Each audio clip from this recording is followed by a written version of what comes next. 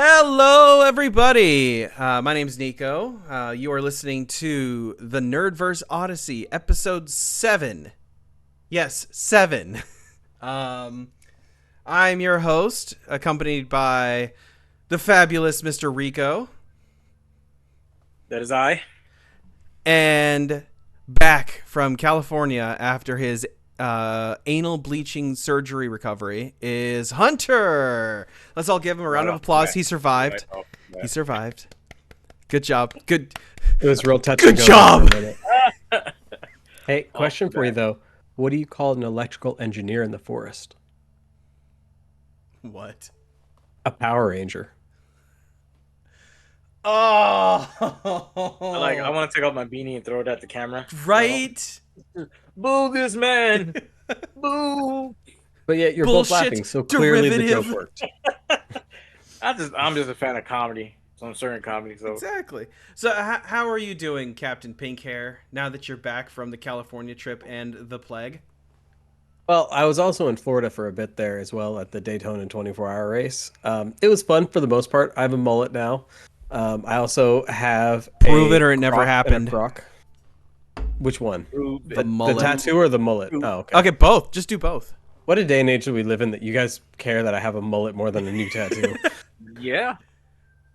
Is that a mullet? It looks like it's getting there. He needs another month or 3. It's true. I do need a little bit longer, but the sides were shaved completely bare, and so it does technically count as a mullet. So I just hope you know when you dye your hair blonde, we're going to start calling you Frost. My coworkers said I look like Pete Davidson when I bleach my hair, so I don't know if I'm going to do that again. You always look like Pete Davidson. What are you talking about? Wow. You have less sleepy eyes. I'm going to say Tony Heathcliff, but I don't know if you know who that is. No, I'm going with Pete Davidson. When I was in Florida, I also got a new tattoo because my friend and I had been talking like, hey, if we go on a trip, let's get a tattoo together. And so we decided to get matching tattoos on the same ankle. And because we're in Florida, we gave the artist the idea that we wanted some form of animal driving a croc. And having us be in Florida, they picked gators. So I present you with the gator driving a croc. Oh, that is... You can't really tell because of the camera, but he's holding on to a little steering wheel and everything. Dude, that is... Why is that location? Because he just hit menopause. That's why. So that one's a little personal, but the wife said whenever we're engaged in activities, she just can't see it. And so that dictated what area of the body I had to put it on. So basically... Save your debauchery on the dark places where we can't put the light doesn't shine. Exactly. Somehow you went to like 1920s pornography. It's really weird.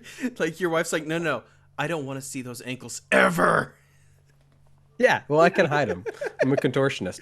But she already has to look at enough faces on my body between Captain America and all the Greek gods and the rest of my tattoos. She's like, I can't look at another one, even if it's an adorable little gator. Oh, that's I love that range. funny. From Captain America to Greek gods. Yeah. Well, I mean, I am one, so I had to put the others on me as well. Oh, boo. Boo. Boo. At this point, Hunter's about to transform to his own wrestling ego. I'm waiting for it right now. He's always had one. That's the thing. Yeah, since I was a little kid. You are beneath me. Look at my Witness me. Witness me all shiny and chrome as I ride into Valhalla. Oh, like the Dieth outfit at the Met Gala. I don't know if you guys seen that one where it's just all chromed out except for her head. Fair. I was going with Mad Max Fury Road, but fair enough. Wow. See, personally, I think I would look pretty great in Zendaya's costume that she wore to the Dune 2 premiere the other day. All metal except for the fancy bits. Then you just get a little bit of plexiglass. It's all about the nips and the hips, boys. It's all about the nips and the hips. I'm really trying to get that popcorn bucket.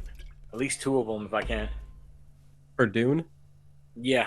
Oh, why? What's up? Because I got a How couple. do you go from imagining me in that outfit to some popcorn? Just munching down? Are you just like dinner and a show? Is that what's happening here? Or? Hey, I like to play loosey goosey. All right. You know, never. Hey, always keep them guessing. Always keep them guessing. Yeah. Yeah. God. This is what happens when your brother 2 goes weeks. on his Point Break Yep. vacation over there, thinking he's chasing the waves like he's Patrick Swayze. Nah. He'd Um, be more Keanu Reeves. He doesn't have the body mass for Swayze. It's true. Plus, what? like, I think I would look pretty sexy going through like an FBI training course while it's pouring down rain on me. I know only very few men can pull that off, but I Listen, think Keanu and I got this. despite his ruggedly manly looks, Mhm. even though we are related, I am the whiter of the two, both physically and physically. He's kind of a scrawny pencil, Not but anymore. a I'm up to like built pencil. 165. I'll give you a I'm built getting there. pencil. You got like 50 more to go till you even get close to me. 165. Yeah. One day. Oh no, wait. I'm One day, rocking like, 220 right now. Never mind. Yeah, maybe and if I smoke meth or something. I cut That could down be fun. from. It could be. Everybody out there, we are not endorsing the smoking of meth, even though Rico seems to think we are. Just Did letting you you know. smoke Adderall? It's only one chemical compound away from meth, so Yeah, but why would you smoke Adderall? I feel like that maybe would it'll just have be a different bad, effect. that would be a bad idea to begin with. Like, Probably. But no, I know so people who snorted Adderall and wanted to kill themselves, but it's just a quicker delivery method. I get it. But no, so is through the butt. about a year ago, I had to cut. I was 164, and I had to compete at a jiu-jitsu tournament at 140, and I had 3 weeks. And So over meth. the course of, yeah, basically. So over the course of like 18 days, I think in total that I had, because I had to weigh in that morning, I managed to get all the weight off. And then I realized this sucks. I don't want to do it again. So I've just been trying to gain weight ever since, so that way I don't have to lose weight to compete with smaller guys. That makes But it sense. takes forever, and the wife doesn't Since appreciate you it because her food budget has gone up. since you brought that up, riddle me this, right? On the UFC, I see that they get weighed in, and they'll be like, okay, we got Mhm. weighed in at 150 or 155, but then when they go fight, they're like 165. So No, they're way heavier than that. Yeah, you just have what's to the hit whole No, point of weigh so in. here's the covering thing. that? So here's the thing. You can take Dustin Poirier is a good example. He's a 155er that's talked about this before. He walks around at like 185 at like 8 to 10% body fat. And typically, whenever they go to weigh in on the scale, they'll be between 6 and 10%, depending on the fighter. But what they'll do is they'll lose that body weight to get down to that specific percentage and where they feel comfortable cutting weight at, which is generally 20 to 25 pounds.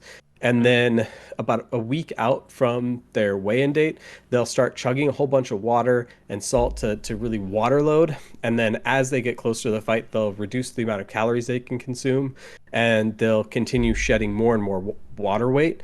Because it's not actually really body weight that they're shedding at that point. It's just water weight. And you're just trying to dehydrate yourself as much as possible. The issues that you come into with that type of weight cutting, which is super popular in MMA, boxing, wrestling, what have you, is once you shed enough of that water weight in your body, you cannot shed anymore. So it has to start pulling from the fluid in your brain. And when you do that, the fluid in your brain does not replenish as quickly as the fluid in the rest of your body. It can take up to 48 to 72 hours, depending on how much rest you get, how much nutrients, how much calories, everything else, right? Mhm. So guys will cut an incredible amount of weight. They'll step into the cage or ring, what have you. They'll get hit across the chin once and it'll put them out. And that's because, well, the rest of their body is hydrated and they're back up to 175, 180, whatever it is, and their weight, they look healthy compared to where they were on the scale, but their brain is still dehydrated, and so it bounces around much easier in their head, and so that'll what will shut their lights off. And so like Dustin as an example, he's always been a big dude. He used to compete at featherweight at 145, and he was known for having a chin down there because he cut so much weight that he could be KO'd pretty easily. But now that he's in 155, he's put on a little bit more muscle, but he also doesn't have to cut as much weight, and so he has a much stronger chin, and he's a really good fighter in that weight class. But again, and unless I'm misunderstanding what you're saying, Yeah, I didn't. what is What's the the point? point of what's the point of weighing in at 155, but then you're fighting at, let's say, There isn't 175? one. Huh? It's there is no point. It's Yeah. complete horseshit. Don't they It just never hit should have the? been a thing. Don't they just hit the weight and then they can just afterwards just pound as much food as they want? That's literally all they do. They have 24 hours to recover as much as they can before they step into the cage and start beating each other. It's just Jeez.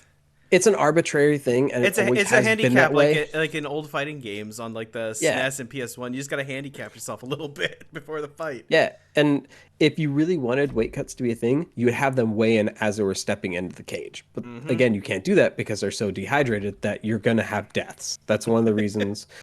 Like boxing, you see so many deaths there because people are cutting a whole bunch of weight, and all you do is punch each other in the head. MMA safer because there's also takedowns and submissions and everything else, right? You kick each other in the legs or the body more, but you see much higher rates of death in boxing because of that. But if you were to have weigh-ins right before they step in the cage, they're going to skyrocket, and there's nothing you could do about that.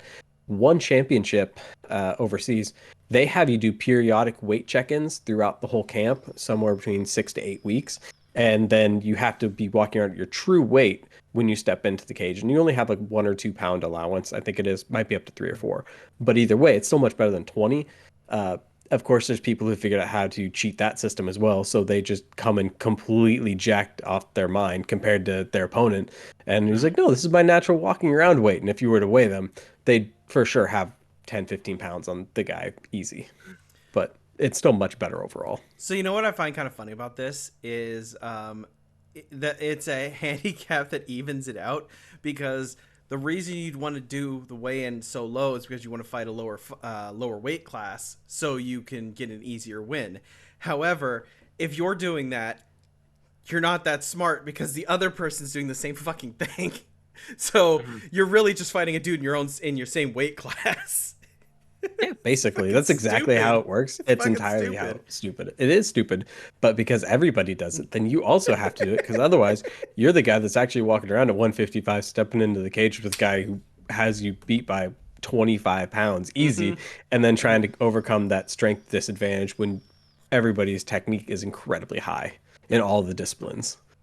It's dumb and it shouldn't be a thing, but it that's is. hilarious. So, other it. than that, how's your week?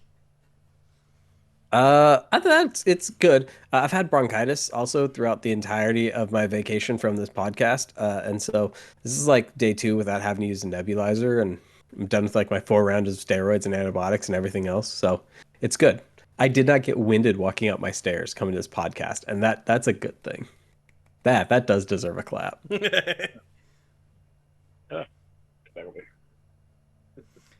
Okay, nice. Rico, what about you? Weekly activities, since you guys been on a hiatus, the Hardy Boys. I did a Wire. podcast with you last 2 weeks. No frequency. No, I'm joking. I started The Wire. I finished season 1. Okay. On to season 2. Mm-hmm. Season 2 is it's okay. Season 1 was definitely right now ended on a high note. It had I'm gonna butcher the name, but it felt like it had what do you call it? A pyrrhic victory. Mm-hmm. Because yes, they got the bad guys, they got the majority of them, but then everybody, at least the cop who was leading it, or opened his mouth, he seemed to lose the most out of anybody. It seemed. So now you're starting to see the other side of Baltimore, which there's one character called Ziggler that at this point I think they need to kill him. He gets on my nerves. He's just dumb. Well, in all fairness, that is kind of the proto Game of Thrones, because I remember it was like nobody's safe in that show. No, again, season 1 they killed Michael B. Jordan. I was kind of upset about that. Mm-hmm. I'm like, dude, you had your out, and because I get it in this realm, and what they're portraying is if there's loose ends, there's loose ends, Mm-hmm. and they got to cut all ties, no matter what. When it comes to criminal organization, it's just the guy who killed him, well, 2 guys who killed him, at least one of them felt later on he's like a hypocrite because all the junk he was talking about, he's going against one of the other characters. I think the guy was D'Angelo. He's now doing himself like, hey guys, we got to get serious, whatever. Like, dude, man, you were just talking this crap in the earlier seasons, whatever. So, definitely, like I said, it's a good show. It shows you because we talked about it before. I don't want to go too much into it, but it shows you, how you have good cops and then you have dumb cops, and the ethical with that. Same with criminals. You have dumb criminals and then you got smart criminals. Pause. I just want to share something since you were talking about. Are you gonna stick up for your dumb criminals? No, you were talking about smart cops and dumb cops, right? So I am a subscriber to a Reddit forum called public freakouts, and I saw a banger video. I feel really bad. As I couldn't find any information on whether the guy survived or not, so it could be really bad. But the lead up was funny. So it's this police cam video of an officer. They had just arrested somebody. He's walking back to his car, and then out of nowhere he freaks out and screams, "Shots fired! Shots fired!" And he does this fucking stupid like ninja roll, and he gets up and mag dumps into the back of his cruiser. Then fumbles to reload, drops the mag, has to grab it, smack it in, and then continues to unload. At the same time, his partner, who's off talking to one of the witnesses, goes, "Oh, something wrong?" And it's like, "Shots fired!" So they run, and when she's yelling, "Are you hit?" he just goes, "What?" Because like the whole time he has this like, it's almost like he just went, like he was acting. But he's like, I've been hit. Ah! He's like rolling and firing. It's fucking hilarious. You got to find it. But come to find out, they did a little more digging into it. An acorn fell on the top of the cruiser, and he thought it was a gunshot, so he just went ape shit. But the funniest part is, as he's rolling around to the ground, he's like, I'm hit. Yeah, so the guy survived. The guy that was in the back of the cruiser. He did survive. Holy shit. He was like, oh my God, please God forgive me, and everything else like that. I mean, he did survive. He got shot in the hand, didn't he? I didn't hear he get injured. All I heard was I forgot who was, I think it was the Breakfast Club was covering it, that he was able to dive down in between the seats, and he may have got hurt from the glass and everything else like that. But yeah, when I heard the acorn thing, I was like, what? And you can hear the acorn, because I went in and just rewatched the video over and over again. I saw the acorn. I heard it hit. It sounded loud in the microphone, but it did not sound like a gunshot loud. Yeah. I mean, it's an acorn hitting tin. It can't be that bad. Well, but tin, also, yeah, the officer fiberglass, dude. It's 2024. I'm sorry. But yeah, the cop did resign. Yeah, no shit. Oh man, that sounded like. So if anybody hasn't seen The Wire, I know it's an old show. I'm just now watching it, but that reminds me of the one young cop that's always excuse my language, he's the fuck up. In the beginning of season 1, like he's everybody's problem child. He does a pop off in the freaking police station, along with other stuff he does.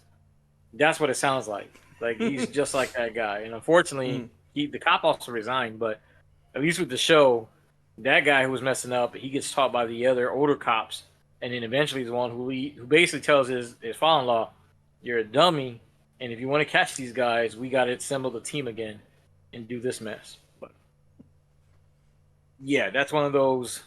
I don't want to get out. I mean, I really don't. I mean, we can get into that one, but I just again, yeah, it goes an overreaction, and I think that there's a lot of cops that I don't know about the.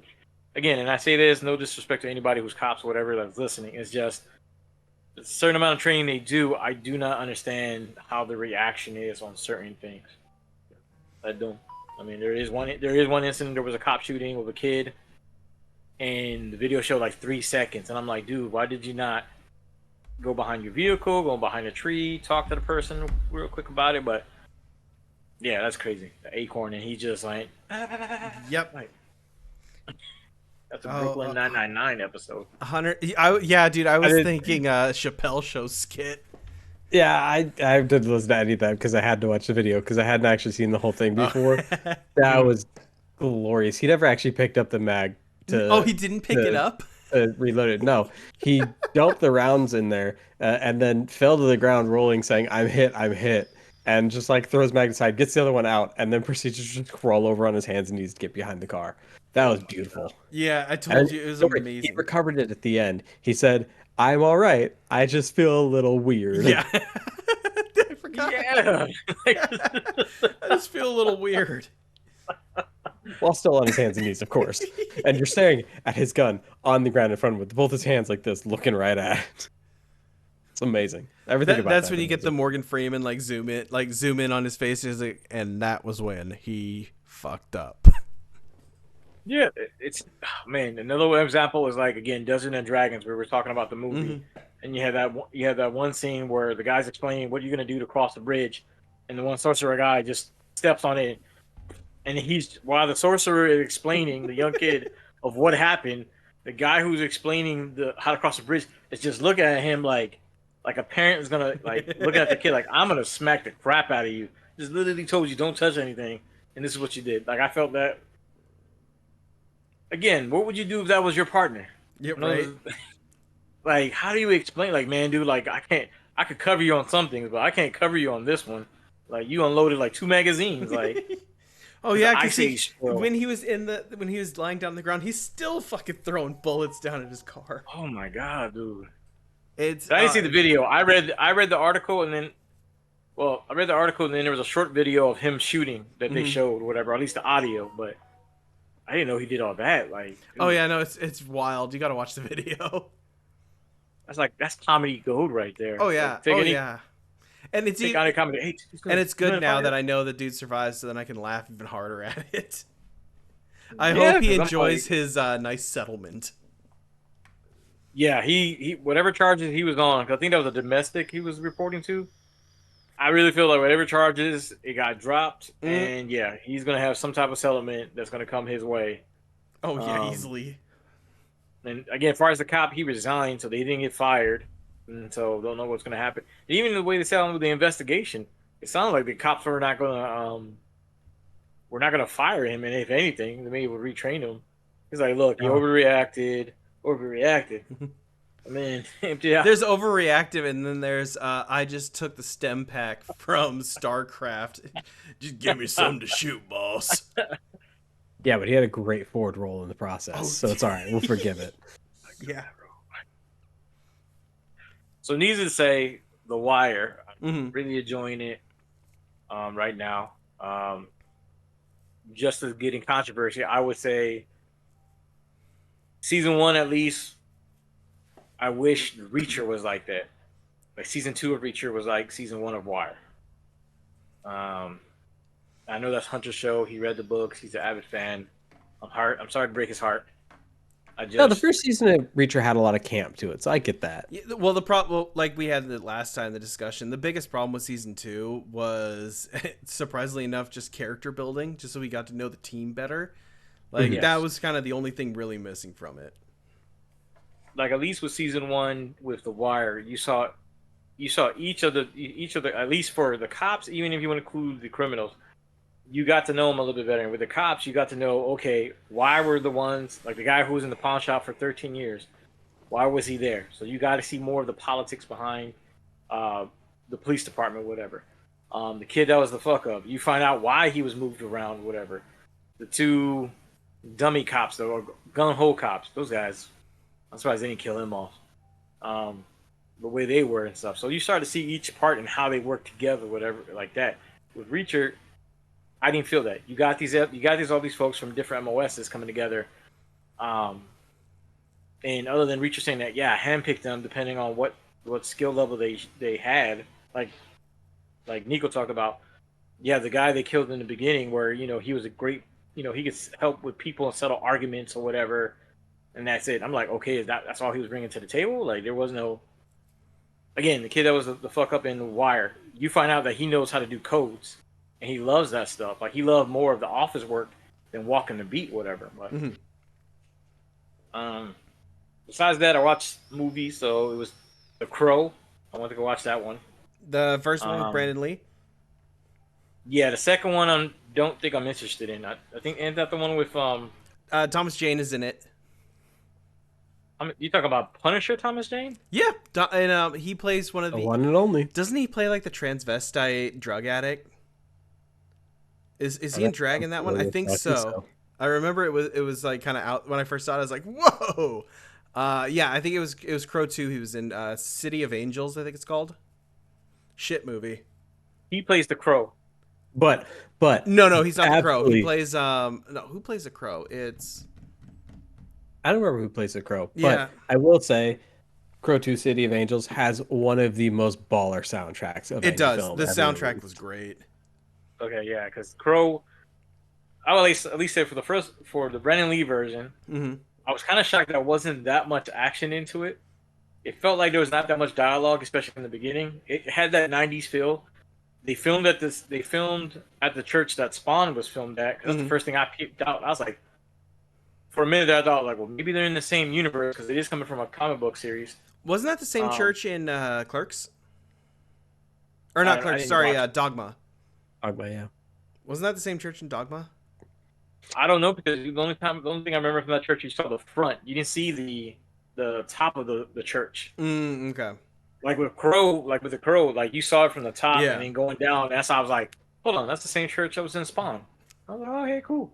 Maybe they did a collab or something, um, but definitely that. I mean, Peter Skarsgård, I think, is doing the remake of it. Yeah, and I heard was it Jason Momoa's playing Eric? The dude with the sword at the end. No, no, no. Eric is he's the crow. What? The name of the crow is No, Eric. Yeah, well, I heard Jason Momoa was in talks to play the main character. I thought Peter Skarsgård was going to play the guy who played it. He was going to play the crow. I could be And wrong, he but is a baller pick. he would be a pretty good pick, yeah. But I do recall hearing a while ago, maybe like a year ago, that it was Jason Momoa. If that changed, that's cool.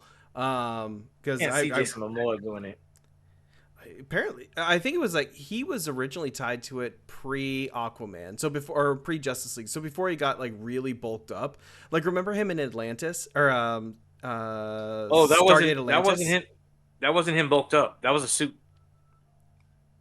Wait, what was the suit? When he was Aquaman, like when he had No, his no, thing no. on, Okay, he had a maybe, suit of muscles. are you forgetting when they introduced him in Justice League? When he jumps out of the pool and he was more ripped than huge jacked man Yeah, he in doesn't do Yeah, that Australia. I'm talking about afterward when he did. Yeah. When he did. No, no, no. I haven't get seen what you're part saying. two. I get what you're saying, but that's not what I'm. Hold up. Let me get to that. Focusing on his muscles. We're focusing on we're focusing on body mass right now. Okay. But no. So if you look at him there, that was when he was kind of in like his superhero, like Yeah. big bulky. I'm Khal Drogo look. If you go back to Stargate Atlantis, when he was still a big guy, but he wasn't super jacked. It was around. It was before. It was at that body weight, not when he went to when he was Khal Drogo. So it was pretty much when he he was was younger, scrawnier. doing Baywatch. Yeah. I don't know if he can get down to that size because that at least No, with the no, Crow, no. it When seems he that- was there, when he was at that size, when he wasn't all that's super when they were jacked, talking about it. that's when he was in talks for it. Okay. And I heard recently he was still playing the main character, but if that changed, that's fine by me. Yeah, the last I seen, I think, was Peter Skarsgård was playing it. I don't know who's playing other roles because again, when I watched The Crow, this may have been the second time or this may have been the first time because there's people that popped up in there that I didn't know was in the movie. Like, who was it? Kirsten Dunst, Who was Kirsten? No, Kirsten Dunst was in The Crow. the little girl. Wait, wasn't it? That was Kirsten. No, no. That wasn't Kirsten Dunst. I'm pretty sure it was somebody who's famous now. Like it was a Well, while he looks that up, I know it was like Eddie. It was Was a it person. Eddie Ernie Hudson It was from a Ghostbusters person. was in there. Who Tony was? Todd was in there. Oh yeah, Tony Todd was in there. Tony Todd was in there. I forgot his name, but the dude who was the leader of the Fired Up gang, like he's been in the Commando. He was in John Wick, the guy who cleaned up the bodies. Mm-hmm. Like I seen his face in a couple of things. I was like, oh crap, he was in this one too. The guy who played Tintin was also in Hackers, and he also played in other shows. And the main bad guy, I forgot, he's playing in other movies too. I want to say he's related to somebody, but I can't remember. Not Tom Cruise. I don't think it's Tom Cruise. Oh yeah, and Bei Ling was in it too. I forgot about that. Yeah, I The can female? confirm that it was a person, but it was not Kirsten Dunst. Yeah, who was Yeah. the little girl? Because I remember she's like somebody who's like fairly famous now. And the only reason why I said Kirsten Dunst because I remember her in Jumanji, the first one, and she had a certain face. Oh yeah, and her mom, the girl's mom, played in Bad Boys. Yep. Ironically, clean, but supposedly did some dirty stuff and was getting blackmailed. Have I gone crazy? Am I thinking of the second Crow 2? Kirsten Dunst wasn't in two either. I'm trying to look it up for you too, and Dude, I think it's not on her page. Damn it, I'm smoking crack again. Hey, Ironically, maybe she Billy was in Trang Crow 3 was in the second Crow movie. because the Crow 3 had the dude from Terminator. God, no, Tara Reid was in that one, and Angel was in the guy who played Angel in Angel was in that one too. Yeah, but the guy who played the Crow was the guy from Terminator, right? Yeah, Brand. Fuck, what's his name? What's his name, Hunter? I don't know. I don't know what you're talking about. Yeah, He's also in Bones. he was in Bones. But yeah, the Crow was. Oh, I think out of all the movies I've seen, the Crow was really, really good. Could do a lot better. I mean, again, if you make it now, definitely a better soundtrack. You have more of a music vibe that you can pull from. I think part of the library. And again, more action scenes. Hopefully with that one. I mean, but then again, I understand the guy was a musician. He was, So here's a question: Have you read the Crow comic book by James O'Barr? I've never. I recommend reading the comic book. It's a little more cerebral and a little more surreal. Way less action in that. Why? Like there is action in it, but it is a lot less. Why are you making the Boglodon face? Apparently, there was a Crow 3. I didn't know the Crow Salvation was made. Yeah.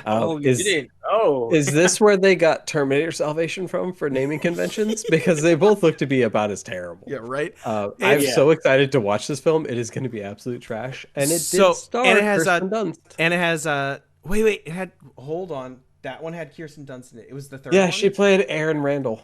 It was the third one. Really? The Crow Salvation. Oh, maybe that's not the one. No, maybe there's another one. Maybe this weekend I'll watch 2 and 3, but I don't know. Hold on. There's another one. It's It looks so bad. I'm so excited. No, the one you need to watch is The Crow Wicked Prayer from 2005. And the reason why you have Those 4? Tito Ortiz was in it? Holy shit. Okay. I'm surprised they get him to say his lines. Right? But yeah, David Boreanaz I think he does is wrestling one now, of the too. characters. Edward Furlong plays the Crow. Who's Edward Furlong? John Connor. So this is 3 then. No, this is 5 or 4. Hold on, there's 5 Crows. Dude, there were so many Crow movies. There were Apparently so there's about many. to be another. Yeah. So, oh crap, man! I gotta go down the rabbit hole. Oh, How there's a many rabbit you say? hole. You gotta watch them because some of them are And just so bad.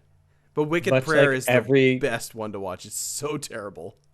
Much like every great B tier action and horror movie, Danny Trejo is in it. Yep. So he gets to just wrap it all up in a nice bow for us. Yeah, Danny Trejo plays the dad of Edward Furlong's girlfriend, I think. Harold. Yep, and he So has the supernatural Mexican trait. So who's in 3 then? Who's in 3? Not Danny Trejo. No, 3 is Kirsten Dunst. Yep. No. Who? Kirsten Dunst is the Crow No, Kirsten Dunst is in the third one. in 3. The but Crow is somebody some else. no name, right? Eric Mabius. Yeah, nobody. I Oh, think. no. So then who's in 4? Who plays the Crow in 4? Edward Furlong. Nobody? Edward So Furlong. hey, respectful. I'm not calling you guys nobody. I just Edward that. Furlong, I believe. so he plays 4 and 5. No, I don't think there's a 5. 5 is the one coming out soon. We have Okay. hit the layers of comic book movies that no man should ever delve into. Fuck it, let's talk about Faust of Love and Death or whatever. Have you heard of this one? Oh, I'm not. Okay, Faust is fucking crazy. It's a all black and white comic, so it's just like it's all like ink drawn. I can't remember the publisher. You can still get copies of it, but it's stupid expensive. I have them downloaded. Let me know if you want them. I'll give them to you. It starts out as like a ripoff of Spawn, but so the main character, the superhero, is named Faust. He has a look similar to if you were to take Spawn and Wolverine and have them do the fusion dance. And he like rips bad guys apart and has really stupid lingo. Why and then can't I think they it's like use the Patara earrings? I don't know. Because you get a stupider name out of it. And then halfway through the series, 'cause I think it's like 6 or 8 books. It just becomes porn and devil worshipping. It's demon porn pretty much at the end, because you get a lot of like demons fucking humans, and it gets into like this weird subplot where it's fucking weird. So, does your qualms lie with Vegito or Vegerot? Vegerot is so fucking stupid. And on that note, I'll be right back. I can't believe he's just out here dissing Saiyans like that and walking away. That's not cool. So, what are you looking up right now? No, I was looking at more of my sources. There's some other news I thought you guys would be interested in. Fair enough. Have you tried playing Pal World yet? Power, no. Well, since he's back, the other movies I watched, unless you guys want to talk about them, is The Last Witch Hunter with Vin Diesel. That's a good one. Trashy but good. Immortal Engines. This is the second time I watched it. I thought it was pretty good. Immortal Engines. Probably could have been better. I mean, it's Peter Jackson. Girl with the red scarf on her face. Huh?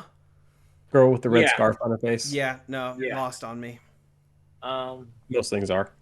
And then I watched the Brotherhood of the Wolves. That's a good one. So I watched that for the second or third time. I'm almost positive Miyazaki watched a lot of that movie when he was, and then made Bloodborne, because the aesthetics from the aesthetics of that movie and Bloodborne are fucking 1-to-1. Especially with the like the time and the high collars, the Victorian era, the hats. Oh yeah, no, it's Bloodborne all the way. It's great. Plus, you had what's her name in there? The Italian assassin. She was in the Matrix. Anna de Armas? No, she was in the Matrix 2. I think the last name was like Bella Sui. Nah, fuck that up. Oh, I think. You know what I'm talking about? Maybe. Matrix 2. You had the one guy. The one who has the orgasm from the pie. Yeah, and the girl. Yep. The girl that he was there. She's in. Yep. We remember that movie for drastically different reasons. Mine's mostly the pie scene. For the record, I know more of the actors and actresses' faces and what movies they were in, depending on the scenes, than their actual names. Some names I know particular. Some is like, I'm sorry, I just know, hey, I seen that guy in this movie. Mm-hmm. On that part. So the Hunter's part, as far as that, Power Words, I haven't played. Okay. But I did play Helldivers 2. Oh, okay. I know Hunter's about to. Yeah, I was going to shift us really quick before you dove into Power World, because I was going to talk about it because you walked away. But have you guys watched Self-Reliance yet? What is Self-Reliance? Yeah. It's a new film by Jake Johnson. He was on New Girl. He plays Spider-Man, or Peter B. Parker in the Across the Spider-Verse films.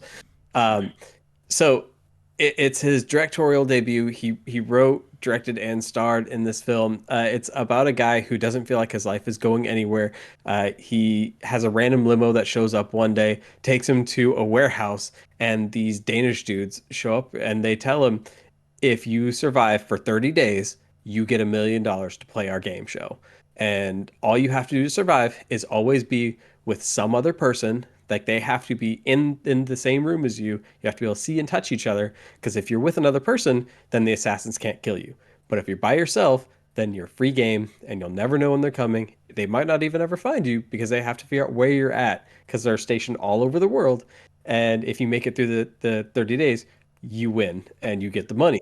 And the whole time, you can't see the TV crew that's filming him and broadcasting all this. You never know when the assassins are showing up. And like, every now and then he'll see them like out of a window or something. He freaks out and tries to find people. And it looks like it's really happening, but also because no one else has seen any of this or can corroborate any of it, because it's like a deep web show, then you also can't figure out, is he just losing his damn mind? And it's really fun. It's great. Wayne Brady is in it. I love it. Ooh, and Andy Samberg too. And they play themselves in this movie too. Like, they show up to talk to him at certain points throughout the game, and he's like, "Are you Andy Samberg?" He's like, yeah. I fell on hard times. All right, just like, let me give you a message so I can leave. Highly This is a recommend movie or it. this is Great a show? movie. Highly recommend it. I watched it on the plane ride to California, and it was great. I'll have to look On into the that. Plex? Yeah, I believe so. Okay, I'll check it out now. And Plex is just our code word for the DVD rack that we communally Yeah, share. But we all buy copies of whatever media that we're watching. Correct, Of boys? course, of physical course. media is king. Shout out to my boy Sean Fantasy. Guys, I think they bought it. Let's carry on. So no, I mean, well, it's on Hunter now because Yeah, I no, went so to the movie. that's really what I want to tell you guys about because it was a great film. But yeah, no. So on to Pal World. Have you played it, Nico? No, I haven't. I have it installed. I just haven't turned it on yet. Okay, so You're the here's one the who thing. introduced it. Dude, I got. Listen, when we get to my week, you'll understand. Here's the thing. Uh huh. Y'all gotta play it. Yeah. Pal World is fucking dope. You Is get it to just pick up a Pokemon with Pokemon guns? and use it as a flamethrower. I have a Wait, wait, green wait, monkey. wait. So you're telling me you can run? You're running through the forest, right? You're looking for that sweet Rattata meat. So you grab a Charmander and just fucking squeeze them to light the place on fire. Literally what you do. Yes. I also have a green monkey that gets to hold an AR and shoot things while you hold it. Um, let's see, you can ride on the back of like pterodactyl looking creatures. I have a white and purple deer that I get to ride that's super quick. It's great. Everything about the game is wonderful. If you get bored just like mining for ore because it's the stupidest fucking resource in any game ever made, and for some reason it's the only one in the game that doesn't give you an infinite supply area that you can get in your base, but yet it's required for everything. I'm not salty, it's whatever. But if you get bored of that, you can just whip out a handgun and start shooting chickpeas because you're like, I don't want to mine this damn resource anymore. That makes no fucking sense for me to have. But here we are, 3 hours later. So what I'm taking it is you haven't induced slave labor work tactics yet. I do, and I have those set up in my base because that's how this game works, and it's wonderful because they get to mine all the resources I don't want to. However, you have a stone farm and you have a tree farm, but you cannot get an ore farm, and so you have to do that one yourself outside of the base, and it's really annoying because it's required for pretty much everything. So which But I get to shoot Pokemon with guns, so it's kind of okay. So which Pokemon do you have wearing the gimp suit, looking at all your minions, saying it puts the lotion on its skin, or else it gets the hose again? None of them. If they slack off, I just destroy their beds so they have nothing to sleep on. Yes. It's the Pokemon we always wanted as kids. It's the Pokemon we all imagined as kids. Yes. If you think about, It sounds like especially a the anime, it's ridiculous. Oh, dude. I'm gonna catch all of these animals and we're going to put them inside of an arena so they can cockfight for our enjoyment. They have no agency. They have no say in what's happening. I have just Stockholm syndrome them into thinking that they're my new best friend. Now I'm gonna put them in this tiny little ball to stay in for months at a time until I choose to let them out to feed them or to let them battle for my honor, and then I'm gonna immediately put them away again. Nothing about Pokemon is good if you really think about it. You know what really fucks me up when we start talking about Pokemon? So let's say, for instance, right? You're a little kid, you're 10 years old, your dad was on an alcohol bender, so he left. It's just you and your mom, and she says, "Well, son, mommy needs some dick now, so here's a couple bucks, some Pokeballs. Get the fuck out of my house." So you then trot off into the forest and you find your first Pokemon. So you line that up, you throw the ball out, you catch him. Yes, you got it. Now, what happens when you put that in your belt? You go on your life. 10 years roll by. You cycle out a bunch of Pokemon, but you can't find that. Like, who was that first Pokemon you got 20 years later? Where'd that first Pokemon go? Into God knows how long. We'll extend the time out. How the fuck would you feel coming out of that ball, be like, what era is it? That Pokemon's a ball of ash at that point if you never took it out to feed it. See, but that's the thing. When they're in the ball, they don't have to eat. It puts them in like a like cryogenic stasis. Yeah, it's like hibernation. So it's like So they only age when they're outside of the Pokeball? I think that's how it works. I don't know. But That it sounds seems awful. like I remember reading one time because I wondered how a Pokeball would, in theory, work, and I'm pretty sure it was something like cryostasis. So they're just stuck there. Mhm. But then So all we I throw think them into purgatory. That's so much better for the exactly, Pokemon lore. and it'd be even worse if it was like Sylvester Stallone in Demolition Man. I was awake for 30 years. It's Yeah, impossible. and also, if you then think about Ash, like the main protagonist of the anime series, Hmm. you have two realistic scenarios for who his father is. One, he's the head of Team Rocket, and so Giovanni. Yep. yeah, Giovanni. So that's a man that ambition outweighed his moral drive to have a family and support them. So he just left them behind Hmm. in order to create his criminal empire. And now realize the error of his ways. And rather than talking to his son, he just has an inept group of soldiers in his army try to constantly fight him to make him better at his Pokemon journey.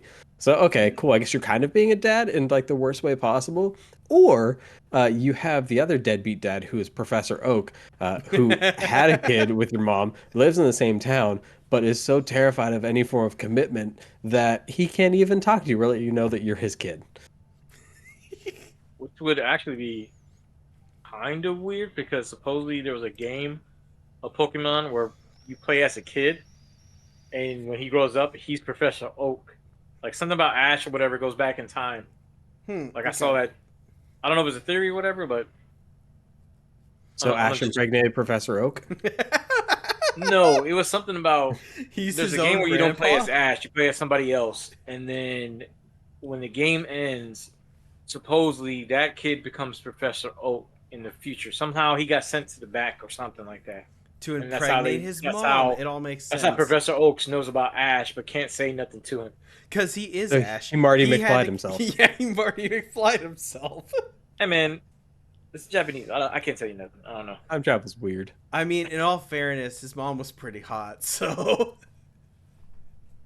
Don't let Zemeckis hear you. He's gonna get new ideas. Okay. Nasty. Oh man. So aside from Pal World being great, anything else?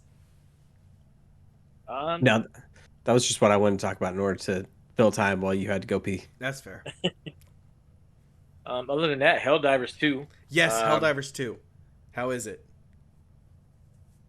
Bloody, I haven't made it past level 2. Is the main character's name Xavier? There is no main character. Yeah, you are a body, and a That's squishy it. one at that. Like No, no. you're. So okay, you remember all that Warhammer business we used to do? The Imperial Guard. So these would be like the Imperial Guard special forces. They just get dropped on a planet. And there's four of them. They're like, yeah, go spread managed democracy. Man, you gave him credit because these guys are not even special forces. I know. It's just. Well, no, It's. that's the joke because in 40K it's like if you're not if you weren't with money or a ganger, you were just every blue collar worker is just automatically conscripted into the military, which is the Imperial Guard. Um, they're given the worst armor, the worst firearms, and they're Yeah. just dropped on planets like, yeah, so there's a world-eating bug monster over there. Go kill him. Or yeah, so there's like a million demons out there. Good luck. Or a bunch of crazy people. And the funniest thing is, it's like if you survive day one, you're automatically special forces because they So gave you nothing but cardboard armor and a flashlight. so Helldivers 2. Mm-hmm. Pretty much is that. I mean, it gives you a quick story of like Starship Troopers. Mm-hmm. Super Earth gets attacked by these alien bugs, and it's your duty to, if you got what does it take to fight these things. The initial tutoring or training you get is just, hey guys, we gave you this armor. Now do this stuff. Like there's a part where you have to dodge, Mm-hmm. and if you don't time it right, this junk just kills you. Like you're just getting messed up on this training. Like I'm like, come on, man. Like I know I hit the button twice, and this is the beginning part, and then it's like they rush you through the training on everything, and then it's like, okay, you get your ship or whatever, and then you pick where you want to go. And so, far as multiplayer, there is multiplayer, but I haven't been able to tap into it because it's not like it's a like it has a little bit of feelings of if you ever played Ghost Recon, I think it's Breaking Point or whatever. Yeah. Oh yeah. Where I think I played that with you guys when it first came out. so that when you had AI or people can join you up or Mm. whatever, sometimes you can link up with other people that you hook up with. Right now, no, there's SOS signals that you can try to find, and I don't know if there's a server thing because something I talked to my oldest son. He was saying that what probably happened was I was in an area that nobody was in, everybody else is over here. So I know we kind of jumped, but the main story is just you join this army. You're told that these bug guys did this stuff to you guys. We defeated them, but now they're back. Oh, and by the way, you got these robot Terminator-looking dudes that we don't know why they're attacking us, but they're also capturing humans. We don't know, and they're attacking us. And then it's just hordes. So the minute you land, it's like you'll pick your missions, whatever, and the minute you land, all hell Bang, breaks bang, bang, loose. bang. Like you land there and they're like, "Hey, people are coming in," and they're sending in drop ships.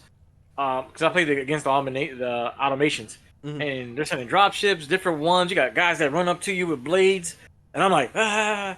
And then there's no automatic reload, right? So you have to reload it, whatever.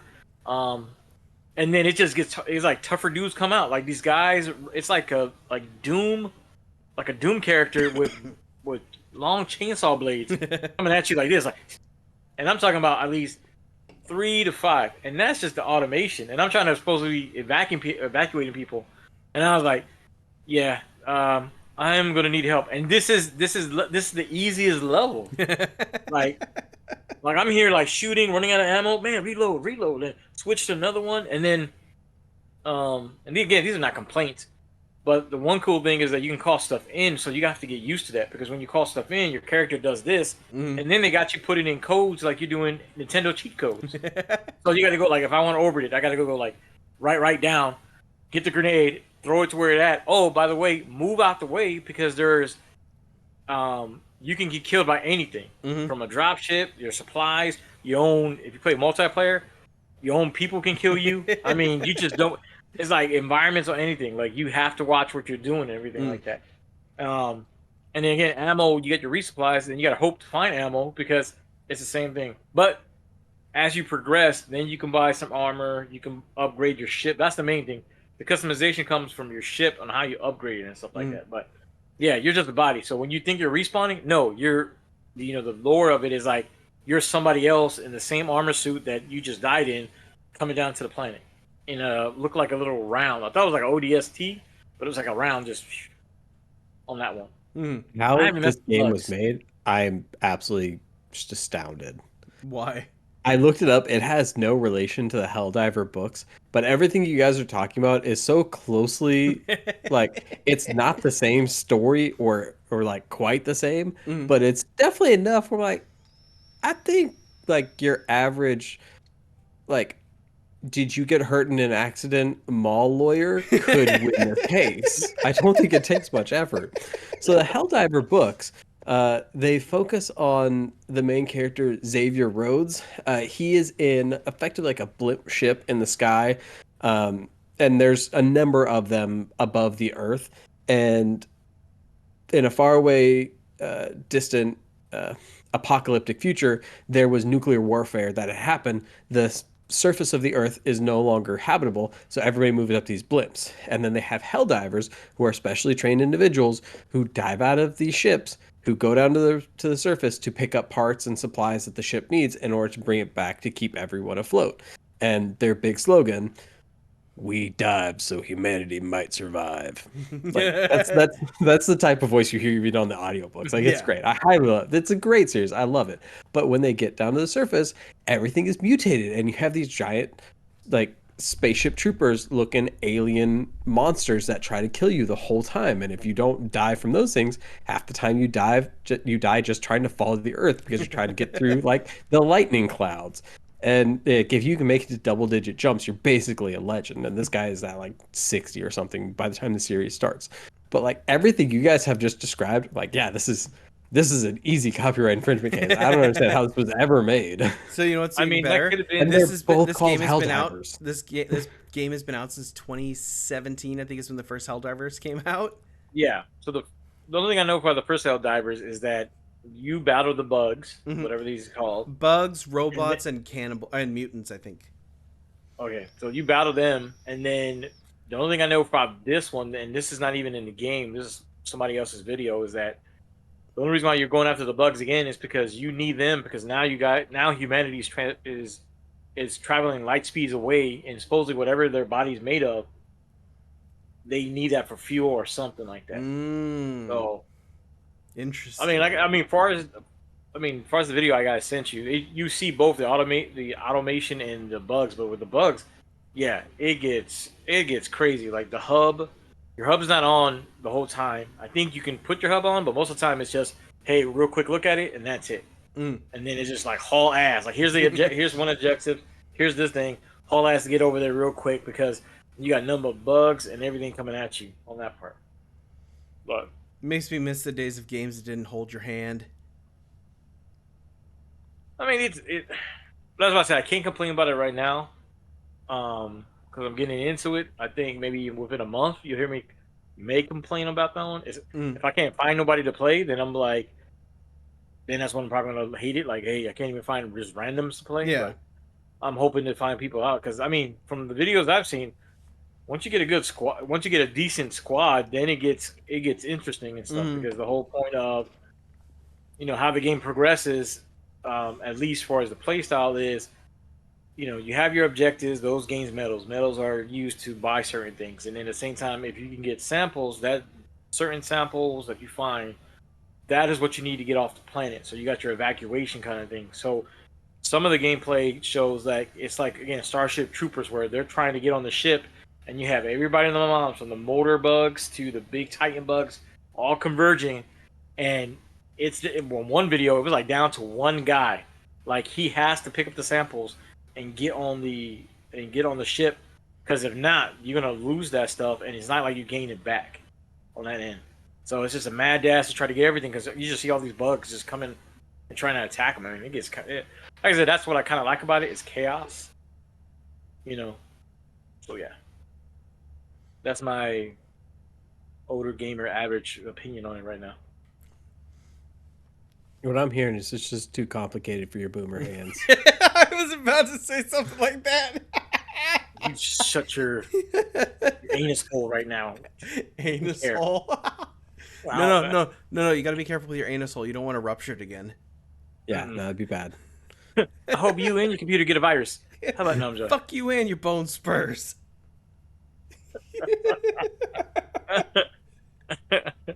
Ah, shoot. I hope your cat scratching you in the anus. I don't know. You just mad because your ass is old. I mean, I'm not gonna lie, it's like that sometimes. Like, you be playing a game, and I'm like, I gotta get these controls a little different. Let me see how it is. I mean, I think at one point one of my kids was using these double sticks is very difficult with my arthritis. Dude, loading in that game was getting me pissed off because I'm getting attacked, and I'm like, load the freaking gun. I'm pressing the button, loading. Dude's coming in like, yeah, and then I do my dive, and then I'm like, get up. He's, I gotta reload. Like, oh my god. And then the automations are just coming like, and I'm like, nah. I'm like, this game. Like, I hate y'all. My poor little weeflexes. I'm going back to Destiny. At least Destiny, I'm used to it. Going back to the game I know and love. F y'all. F y'all and your power. 3 other people that are still on that server. Yeah, right. Which coincidentally, they said Helldivers had more people on the service than Destiny had. Dude, Rose Online has a higher concurrent user base than Destiny. Hey, you shut your mouth right now. You shut those pretty lips up, and I'm just...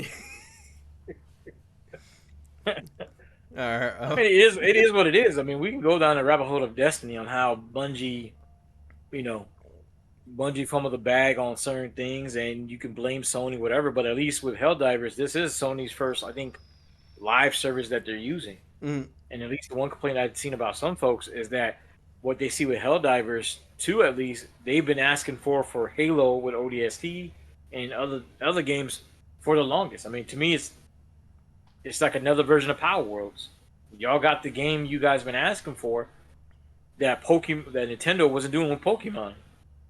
And so now you got those ones who have a bias that are upset about it. I'm like, if you're not delivering, somebody else is going to deliver. It might be a cheap Exactly. little knockoff or whatever, but they're going to deliver on that part, and that's what sells them. So, I mean, I want to be able to go down on a drop ship and then go through an alien's back to destroy it. I mean, hey, I want to call in the nuke. Yeah. Can you call in nuclear Yes, strikes? you can. Yes. Oh. So you have at least 3 of the things I've seen so far, and I've only done one was an orbital strike, where they come in and they do some bombardment. You can call this one fighter jet coming in that does machine guns. When you do the nuke, I don't know if it's a side thing or not. All I know is that you see the missile go off, and then in the very distance somewhere, you just see a cloud, and all they say is that when you see stuff like this, you have to run and get cover. And your dropship can't set off a nuke. So if you find a nuke and you're trying to set it off, and your dropship hits it, it'll set off the nuke. The COD kill streaks are just getting out of hand these days. Right. I mean, if you see the gameplay, that's what I want, because I mean, when you got nothing but hordes coming after you, and again, you're trying to reload, switch weapons and everything, and it's like, oh my god, I need to do something for. You want to be able to call something, just do a clean sweep, like, if you got yourself a warthog just coming in, like, AC 130. Hey, yeah, Jimmy, we need you to blow this shit up. Hell yeah! Like that's the most fun part of certain games like that, where you can call in something that just obliterates everything on everything. But unfortunately, with that game, more stuff comes. It doesn't stop. The problem with this is this just makes me want a real Warhammer 40K video game, because like Bolt Gun was really fun for a Doom style boomer shooter. Dawn of War is awesome because it's a real time strategy game, so it's like playing the actual tabletop. But the one thing I really thought was cool was Eternal Crusade, which was like that. It was squad based, so it was like a lot smaller, but you could still get like a good chunk of guys per team. And it was just Warhammer 40K. Like you had that full battlefield to it, and it would be really cool to actually have a game like that. I don't know how I got on that tangent. Sorry. I don't either, but now I just want to play a VR-based tabletopper of 40K. Like, they have a Settlers of Catan for VR, which is great, but I want the same thing for 40K now, just so I don't have to set up the table. Like, that's really what it is I just want to be lazy, and I don't want to set up and take down. That's fair. Do you have Tabletop Simulator? I do. It's on there. That's not the same, though. It's better in VR, because you can, like, walk around the table. No, you can do... Tabletop Simulator is in VR. Oh, is it? Yeah, it's had a VR mode for years. Oh. Yeah. I've only ever bothered to play it on desktop. It makes flipping the table more fun. Oh, good. All right. Yeah, that's pretty much my week. I got one more thing with comics. If you guys don't know. Okay. Marvel and DC, they're doing a reprint of their past collabs. So I don't know if you guys ever follow that. I saw Superman versus Spider-Man. Yeah. So I can give you more information later on, but right now that's what they're talking about right now. So, hey, if they do a trade, that'd be awesome, because we used to have a bunch of those comics. Yeah, I'm pretty sure I still do. I swear I have Iron Lantern, Silver Surfer, and Superman. Awesome, by the way. So I have the Superman and Silver Surfer collab. I think I got a Batman collab. I forgot who was that. Oh no, dude. Reprint? I'm not talking about the Marvel DC mix. I'm talking about Amalgam Comics, which was when they combined the two and did like so it'd be like Superman and Captain America would be like fused together, and one of them was Iron Man and Green Lantern was the Iron Lantern. Coolest fucking Iron Man suit ever. No, it's early 2000 duck suit for sure. Damn it. The Mighty Duck suit was pretty good. It was. They even carried it through Civil War. I know. It was awful. I hate it. Please, everyone, realize that was sarcasm. No, I always liked the one from the Iron Man cartoon. That's the the 90s cartoon? Yeah, I think it was like Mark III or the original Mark IV or something like that. Okay. Where it had it had like the spiky Widow's Peak thing, and then it did the round on the bottom. Such a cool fucking Iron Man suit. Without the pauldrons, is it now time to talk about Marvel just like dumping everything in the same week and just saying the Fox era is dead? Can we talk about that now, or do we have other things to Can, discuss? can I get through my week really quick and then we can do that? Because there is a lot of Marvel. Oh, man, fuck you. I gave you. I'm not gonna lie, Hunter, I I forgot gave you about bitches Nico. 30 minutes each. I used like 2 minutes total. What are you complaining about? Fucking All right, asshole. fine, whatever. Let's just whatever. Talk Yeah, about your week, I let guess. baby have his week. Yeah, come on, hurry up. Okay, I'm getting there. All right. I'm losing Breaking interest. breaking news. Have you heard of a game called Mullet Madjack? Is it No. about me? It could be one day. Okay, do you remember hyper violent OVA anime movies from the late 80s and early 90s? They were awesome. Yeah. So take that concept and throw it into an ultimate runner style game with guns and violence. Like Have you Mirror's guys Edge? you kind of have you heard of Post Void? No. Okay, it's just oh, remember those old iPhone games where it's like you're running down the field and you're like you have to dodge the zombies? Take that concept, but give yourself full mouse and movement controls, and instead of having to avoid everything, you got to kill them because you're on a time limit. So you have like 15 seconds before you die, and every kill gives you like extra seconds back onto your health. But every time you get hit, you lose time, which is your health. Kind of Um, like Plants vs Zombies. sure, but it's first person shooter. So here's if you guys have Steam, it's the demos on there. I highly recommend playing it. It's the first 20 levels. Stupid fun. That game fucks hard and without a rubber. Doesn't seem very safe. No. It's really good. I highly recommend it. I tried the game The Last Faith. It's what happens if Castlevania Symphony of the Night has a baby with Bloodborne. Um, it is if Blasphemous was Dark Souls and Castlevania Symphony of the Night had a baby, this would be the Bloodborne and whatever. Game's really fun. However, I have it on the Switch, and I was playing it for a bit, and I was like, man, this feels kind of clunky, and kept dropping frames. It's like kind of rough. So did a little digging, went onto their website, found out it was on sale on Steam too. So I picked it up on there because I wanted to just try it out. And noticed there was no problems with it. So apparently there was a lot of issues with it. So they got the PC version out that fixed theirs. However, the console versions are still suffering from it, and it's really just the Switch that has the biggest problem. They're working on it. I guess it was supposed to come out in the end of January, and it got pushed back for some reason. Probably didn't get what's the word?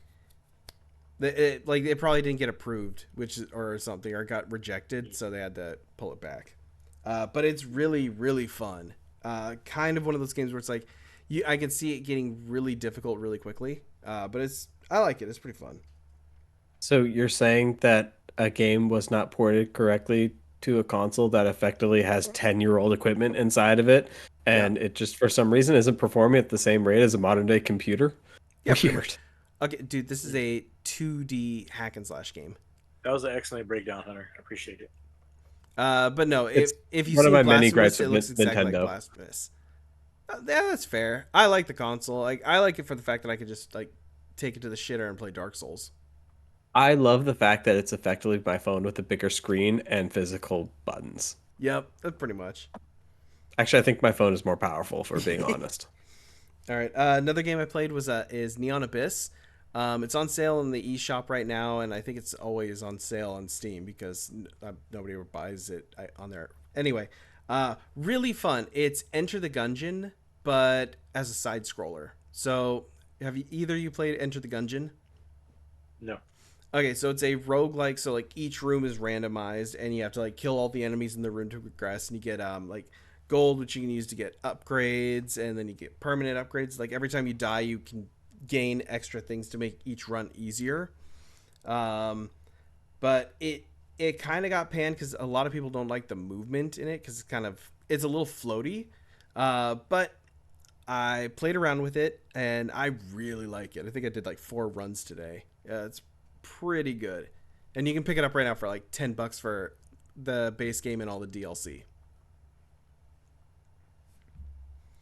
You know, you could tell me that all of these are real games, Mm. and I totally believe you because I have no reason not to. But also, at the end of the day, you're just putting a whole lot of words next to each other, and we're trusting you that these things actually exist. That's fair. Well, keep trusting. Keep trusting.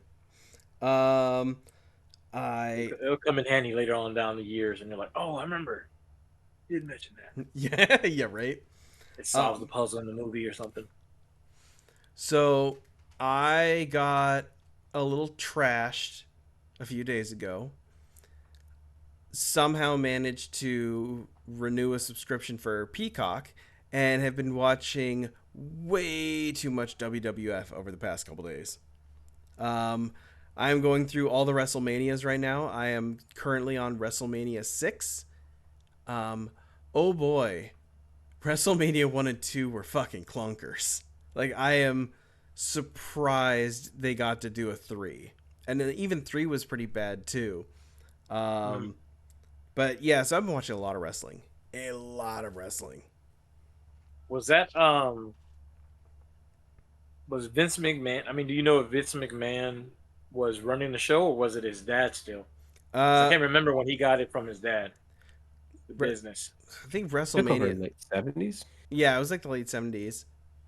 Okay. So WrestleMania 1, I think, is 1984 or 85. Who was the main event? The main event in the first one was Hogan versus. Wasn't. Oh, no, it was Hogan and Mr. T versus Roddy Piper and somebody else. WrestleMania 1? Yeah.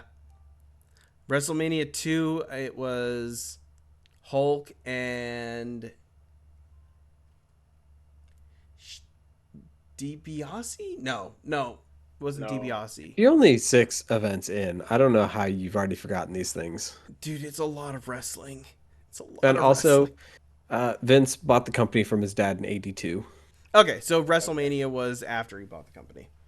I thought maybe since you mentioned the clunkiness, like maybe that was something that was still part of his dad, and then because the whole thing with Vince McMahon is that he revamped the whole wrestling part of WWF, well now WWE, but WWF he revamped it and stuff like that, and it Yeah. started having key players into it on that part.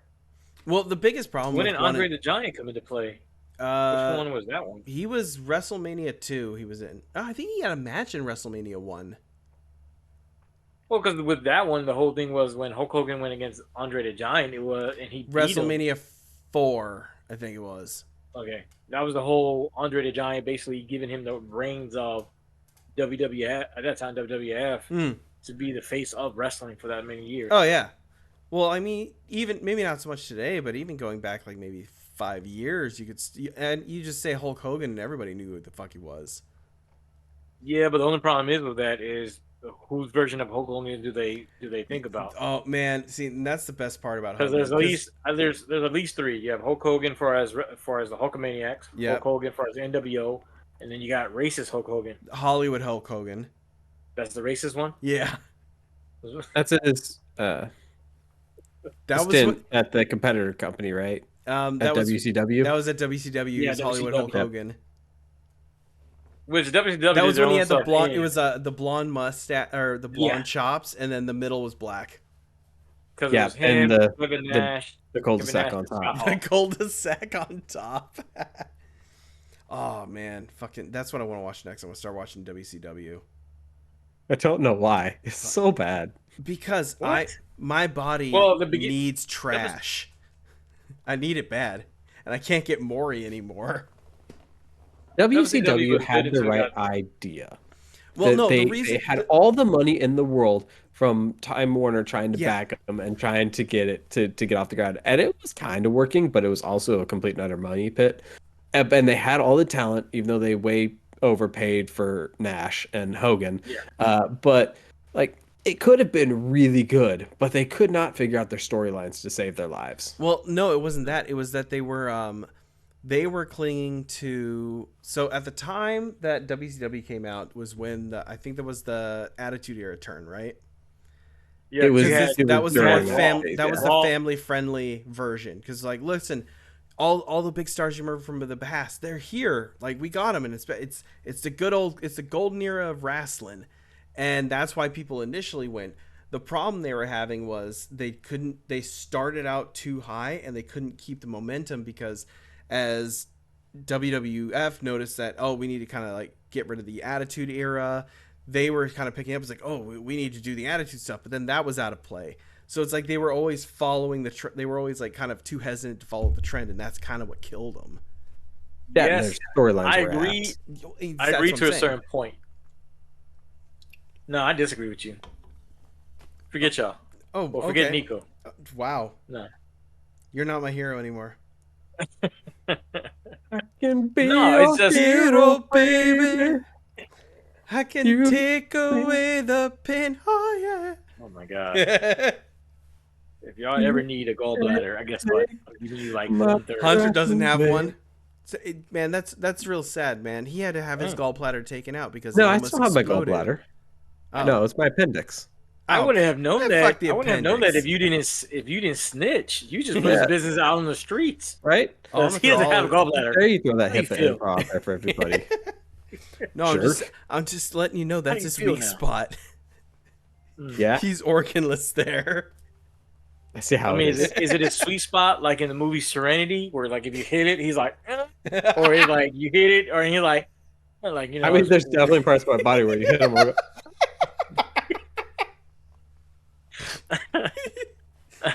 I'll let you figure out where those are at.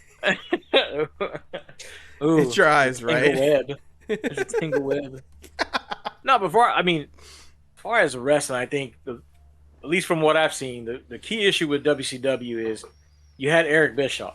Yeah. Now, for all intents and purposes, he has somewhat of a vision, but he got too clouded. I think they just got too talented and happy because you had the era of WWF at the time where they went from the good guys as far as Bret the Hitman Hart. He was the last guy when he lost his belt to Shawn Michaels. To the point where, after the whole D-Generation X thing, then they started noticing, like, well, from Stone Cold to The Rock, more people were liking that, and that's how they got faded away. Mm-hmm. NWO was the main thing. I still remember going from, I think it was USAA on Raw, Mm-hmm. WCW for me was 41 on TNT. On a Monday, you're going back and forth because at one point, Raw was 2 hours. Yep. WCW was 3 hours. Mhm. Didn't make no sense to me, but man, we're still trying to like, kind of ask our parents, hey, can we stay up a little bit longer? Like, what time is it? It was like 9 o'clock. Well, you got to 10 o'clock. You're like, crap, man, I hope somebody shows up, and you're going back and forth. Like, Mm-hmm. but with NWO thing, it just got too talent heavy. I mean, you had like 3 or 4 different fractions. And then, like you said, I don't even do like the whole football thing. What happened with WCW too, with that one was kind of like how the Redskins was doing, or the Commanders, where you're not buying new talent. You're buying all the veterans and stuff that can't really do anything too much Exactly. anymore. And now you're giving this guy that can't run the ball that hard or can't block. You're giving him the money that should be going to a younger talent that you can mold for that one. And that's the problem you run into because, like with WCW, it was like, oh yeah, it was like it's all the old favorites, but you start noticing that everything they do is the exact same they've been doing for years. So it kind of like breaks that, and they're getting older, so they're not hitting the spots like they used to. So it's just as your talent ages, there's only so much you can do. Yeah, I mean, but even out of that, now you got. Even though I don't know the rosters, and I would not, I'm not gonna lie and say, hey, I follow wrestling how it was back in the days. But now you have TNA. Now you have, I think you still have, what is it? NXT. TNA is dead. NXT and AEW. AEW, And you that's the have one. Raw, and you have SmackDown. Yep. And yeah. So I mean, even with that, and I don't think, I thought there was an accusation that one of them Shane McMahon owned or took the ownership of, whatever. But even with that, now you have different viable stuff, and as long as those two don't try to come out of the pocket and try to compete with WWE, you're not going to have that issue. You're not going to have that powerhouse because, like Hunter said, you had Ted Turner, who had the money doing that. He had all the money in the world. And he wasn't- really hated Vince McMahon. My favorite was remember when who's the lead singer from Smashing Pumpkins, because he bought the WCW at one point. or he was part owner in TNA. I can't remember. It was either WCW or TNA. You got to look that up. I never heard of that one. He used to come on. Talk about the bald-headed dude. Yeah. He used to come on TNA all the time. Yeah, dude loves wrestling, which is I always find kind of funny. Yeah, man. I think the love lost I had with wrestling was when I found out. I got to the age of I found out it wasn't real. Yeah, fair. Was when I forgot what match it was. All I know is like Stone Cold was involved with Triple H, whatever. They're talking mad stuff. Oh yeah, dude, their beefs were great. And then then they go to the behind the scenes. I think this was like one of the documentaries, whatever. And then these fools are talking it up like it's nothing. Like, hey man, that was a great match, whatever. Yeah, man, you know, somebody's kid was there. Like, hey, you gonna be at that thing? Like, yeah, I'm gonna be at that thing. I'm like, hold on, you guys were just talking crap to each other. Like, are you so cool? Whatever. Like, hey man, is that your kid? Hey man, what's going on? Hey man, your dad's really great. I'm like, you just spit in this dude's eye. What are you talking about? Like, and I was like, oh man, this shit ain't real. I mean, there is some real controversies and stuff like that in the background, but you know, far as what I thought it was, like, oh man. Yeah, but so the one thing I gotta say is that you gotta give to people who decide to do wrestling is some of the shit they do is it's a lot more like physically damaging than just saying it's fake. Because like they're taking those hits, and sometimes the person they're fighting isn't doing it correctly and is like actually hitting them too. And let me clarify. When I say fake, I don't mean the moves, the choreographed action you see in the ring is fake. I thought at one point, like, okay, they're enemies in the ring. Yeah. Your enemies in real life. And gotcha. Yeah, your enemies in the ring, but you're best of bubs. Like, you know, let's get some, you know, drink some tea. Hey, your shoulders hurt? Hey, man, cool. Hey, I hope you do good out there. Like, nah, dude, you guys are supposed to be at each other's throat or whatever. Okay, I see and it wasn't like that. So Billy Corgan does, in fact, own the National Wrestling Alliance. So learn something new today on that one. Yep, and that's what it is. He owns the NWA. Yeah, but also now it is time for story time with Hunter. Because my probably my oldest memory of wrestling that I like remember very clearly, and this goes back to aging talent and not realizing that it's fake, was Mick Foley against The Rock in their retirement match on Raw. Yeah. And I remember staying up late watching that one night. I had already been a fan for years, and I still, for whatever reason, had not put two and two together. It was not the brightest apparently. And like I would go to Albertsons and rent all the like classic TLC matches and WrestleManias and everything else. I loved it, ate it all up. But they had their retirement match together, and I remember The Rock winning that match, and then I had to be 8 or 9 or something at the time, somewhere around there. I remember getting up and walking downstairs and walking into our mom and dad's room and like waking my mom up and crying, like, I can't believe Mick Foley has to come. This sucks. You should have won. And yeah, it's great. She woke up and like the look on her face of the fuck is happening right now? Why is he in my room? I get that now as a parent, but yeah, that's my oldest wrestling memory. I remember. Did I crack your friend's head open in the basement? Yes, you did. Yeah. Yes, you did. That was a good job on your part. Yeah, he had blue hair too. He had just dyed it blue. Oh, it was rough. Yeah, and, shout out to Luke. Yep. My boy. I think my oldest wrestling memory, it had to be Andre versus Hulk Hogan. For that one. And then, because I grew up on that, and then as well as I don't know if you ever watched the wrestling cartoon. It was an old cartoon. You had Hulk Hogan, all the wrestlers. Oh, wow. In it. That I don't that's know. How far back. That's how far back. I don't go as far back. I remember the Mortal Kombat cartoon, but I don't remember that cartoon was awesome. Yeah, look it up. There was a wrestling cartoon. It was basically all the good guys, Hulk Hogan, and they were against the bad guys, were like Roddy Piper. What was it, Nikolai Volkov, the one Russian guy they had, the Iron Sheik. Ricky the Dragon Steamboat was on that one, so it was basically Jimmy Fly Snooker. So basically, it was just those were the good guys, these were the bad guys, and then they had different things. And I think they had like life lessons, kind of like G.I. Joe in a way when it ended.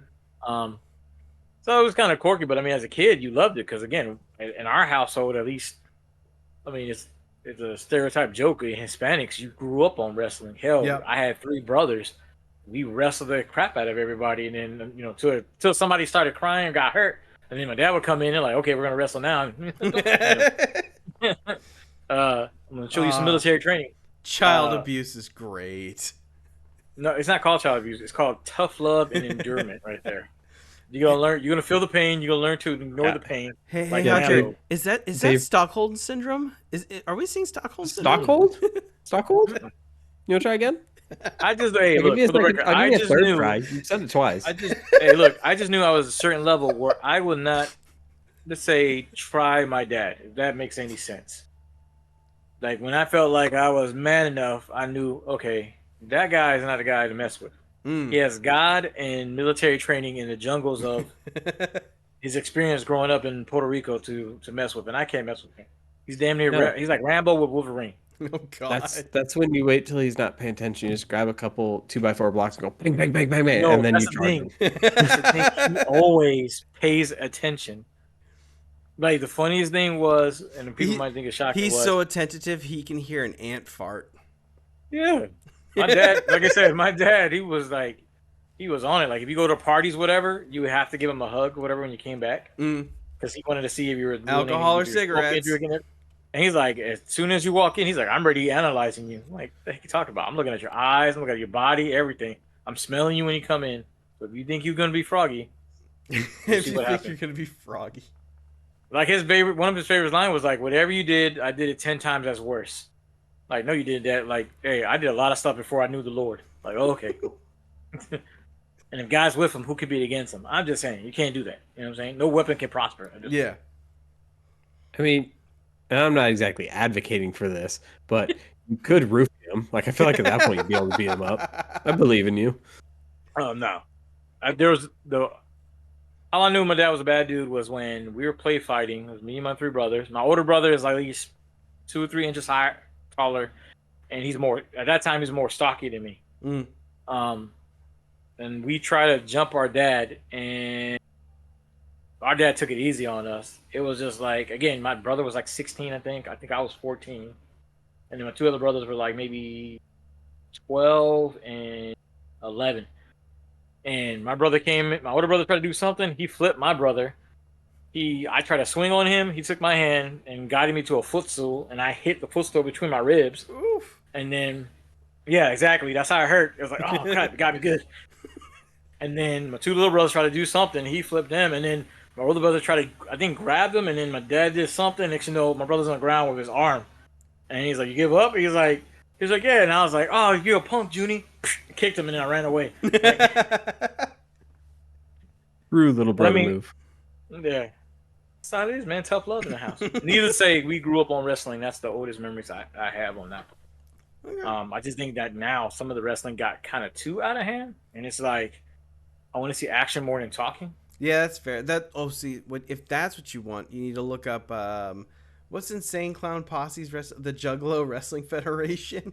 That sounds like the it is the trashiest of white trash. It is fucking beautiful. Wait, are you saying it's insane in the membrane? Dude, that's Cypress Hill. Come on. No, that's magnets. Close. How the fuck do they work? I have not listened to Insane Clown Posse since we lived in Canada, thankfully. Oh, and I only know one Juggalo, and he's a flat earther, so we don't really talk anymore. So what you're saying is you're a Jagaho.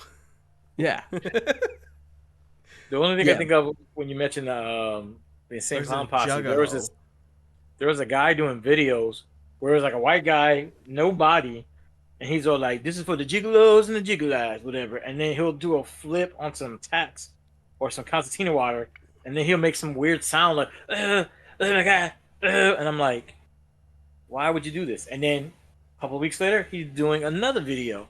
Like, dude, I've got a big problem with that dude's social media page because I'm almost certain he's special needs. Like, I know exactly what you're talking about. He pops up quite often in shorts, and I'm like, someone should be telling you that this is not okay to film. Because I'm almost certain that it's a special needs guy, and somebody's standing behind the camera watching him do a front flip onto a whole bunch of barbed wire and tacks.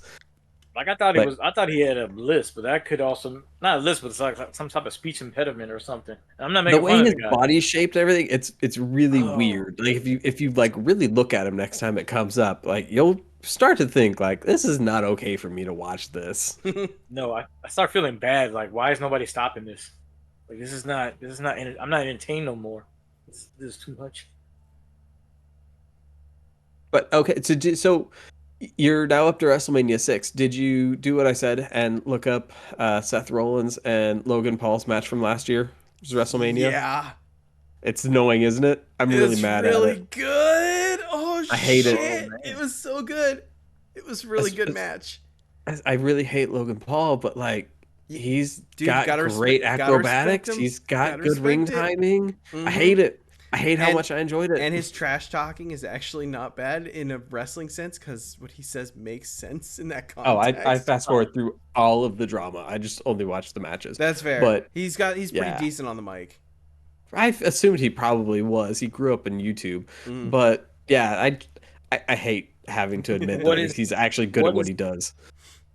Now, mind me, I haven't watched it. I know Logan Paul, and I heard that he was good athletic, just like with Bad Bunny. Same thing. They weren't lacking in their wrestling, Mm. their abilities. But with Logan Paul's story, I mean, is it somewhat like the Miz, where it's somebody that was in the entertainment business and then converted to wrestling? Because the Miz was, I think, was it the Real World or He's been Road doing Rules or combat something? sports for a hot minute. Didn't he go from boxing to MMA?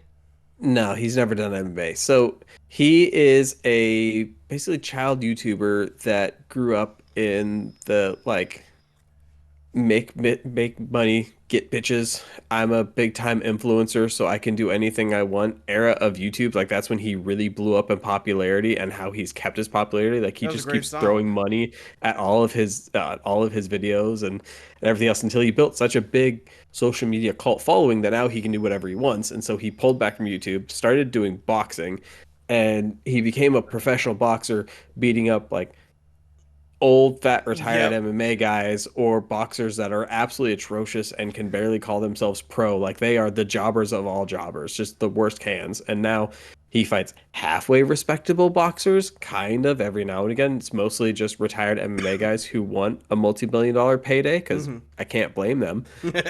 But he's also got the crypto zoo scam and everything Hmm. else like Oh to yeah. go along with him. And he Dude, moved to which WWE a works couple of years so ago. well with an angle. Oh my god. Yeah. Is it just kayfabe? Is it not real? It's all kayfabe? Sure, we'll go with that. But yeah, he moved to WWE a couple of years ago as well. And now like his prime energy drink is all over like UFC mats and Hmm. WWE and boxing arenas, everything else. Just potassium bomb with no salt in it, like no sodium. Like don't drink it. It's a terrible idea. If you drink too many of them, they can legitimately kill you because it's a bunch of potassium with no sodium or anything a way for your body to absorb it. Like it's I don't understand how it's so popular of an energy drink, but whatever. Uh, but yeah, now he like I hate that he's good in WWE and like he's like actually fun to watch, and I don't Hmm. want to consume anything about his presence and his videos in any part of my life. But if I'm watching WrestleMania, he pops up and I'm like, okay, this is gonna be fun. So it sounds like he's your Kardashian in a sense. Basically, he's got that BBL.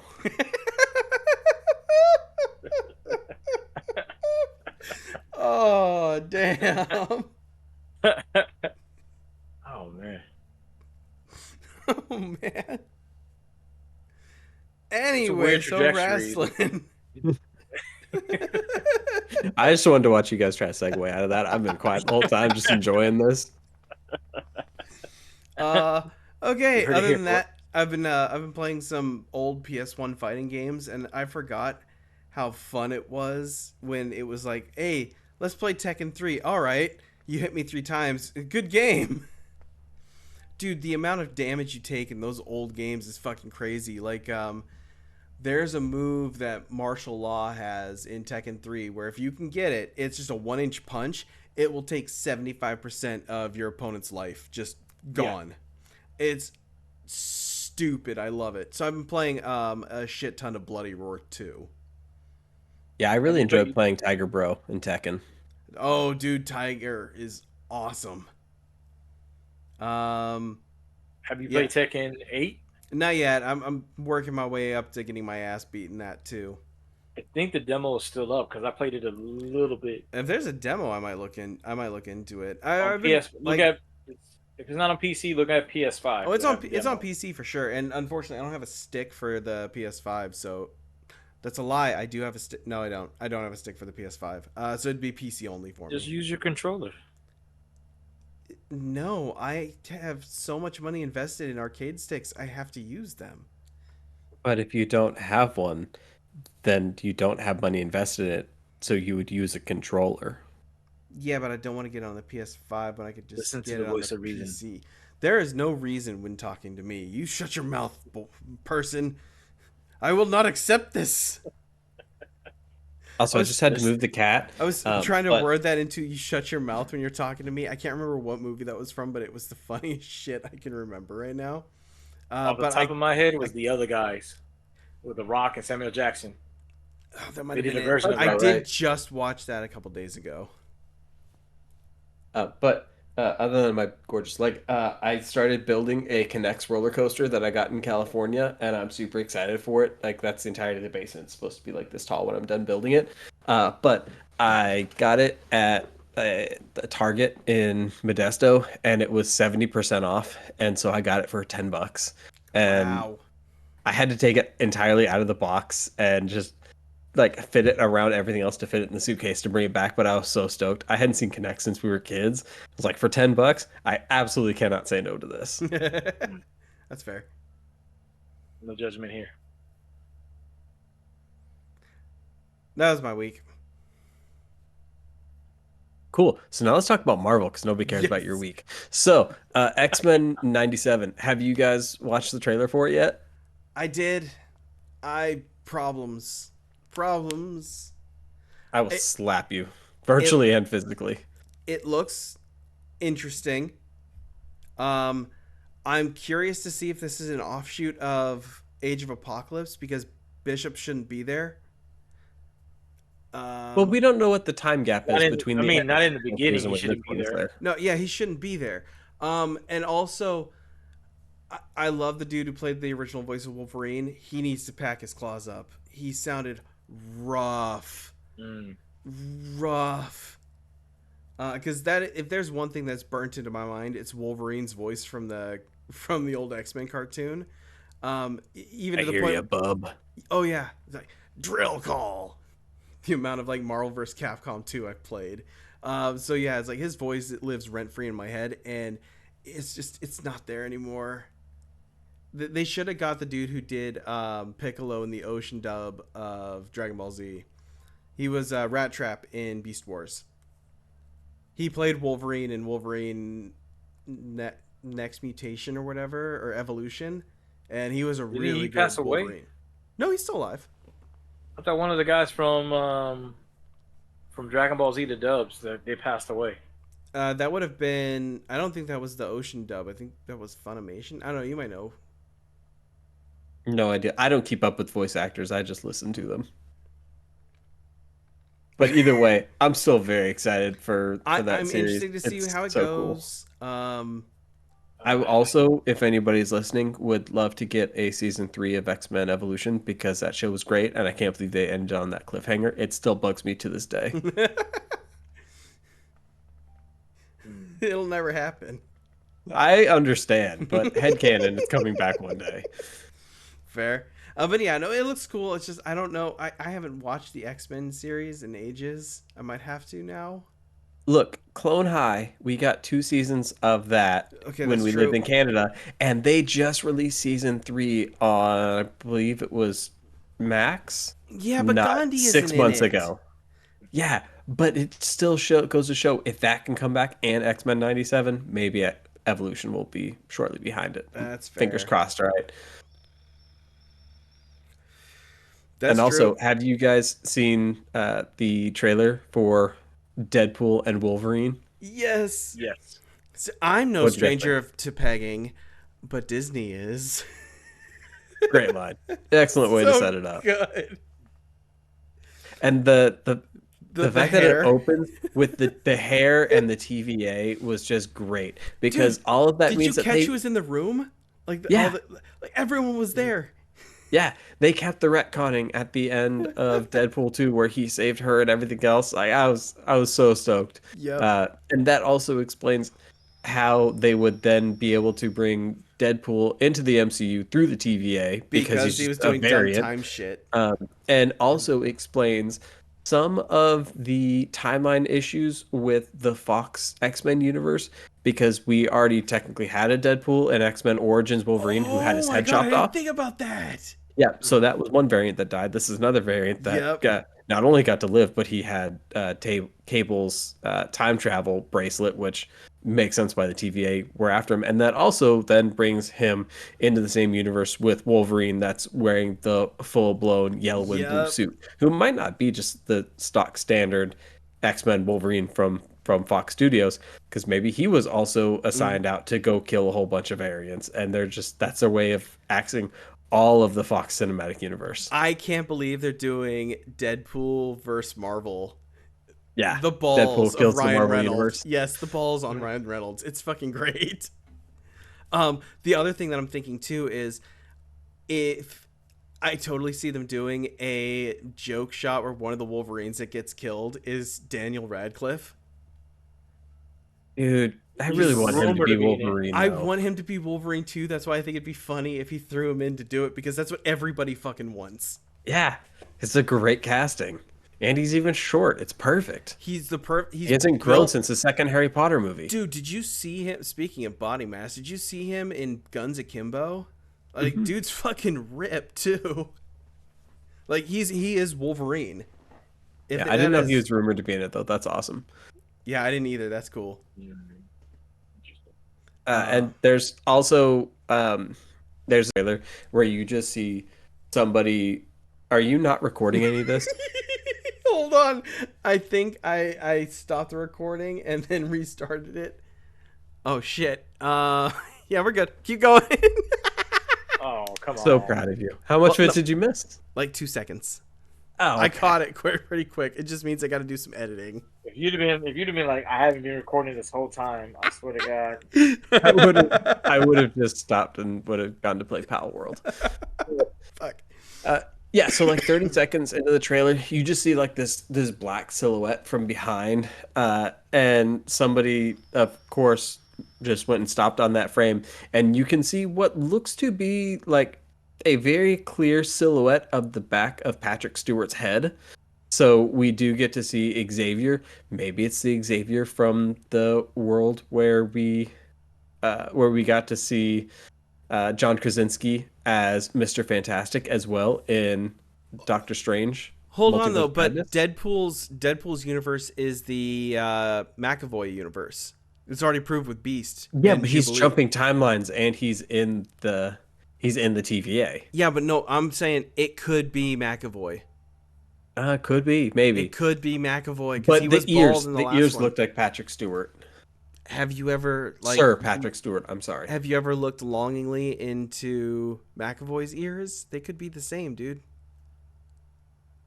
I mean, Just not because this you week. have cotton flower ears doesn't mean other people do. Wow. Cauliflower ears. Cauliflower. You're Now the so ears. close but so far off. That's fine. I'm an idiot, so it's all good. We are aware. There's no judgment. We're not going to argue with you. As expected. Sarika, Nah. what'd you think? So going back to the X-Men 97, I didn't see the trailer, but I did see they deflated, what you call it, Rogue's butt. That seemed to be the talk of the town on They Twitter. did, yeah. X. They unsexified all the characters. Because the first thing I seen was they always go back to that pic where Rogue is laying down. I forgot what happened. She got knocked down, and then you see the curvature, and then they're like, Got them hips. your dad's X-Men. So I'm like, yeah, that's me. Your kid's X-Men. Oh man, what happened to Rogue? They deflated it. Oh man. But I did hear that at least for some changes, I think Cyclops they portray him more as a leader. Yeah. Versus how he was in the old series, where he was everybody's punching bag in a sense. I mean, literally Wolverine punched him. I'm hoping that kind of hoping that the rumors are not true in a sense, because now Morph it's supposed to be gender fluid. Okay, I saw this and I'm like, okay, listen.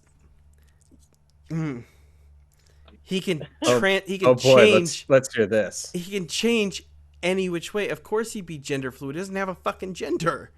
But He I mean, literally if morphs that's into but my whole everything. thing is, why does that? If that is the case, why does that have to be something that is? I literally think they just loud? said that for like maybe pandering purposes, or they were just like, wait, somebody said this, so now we should retaliate and say this.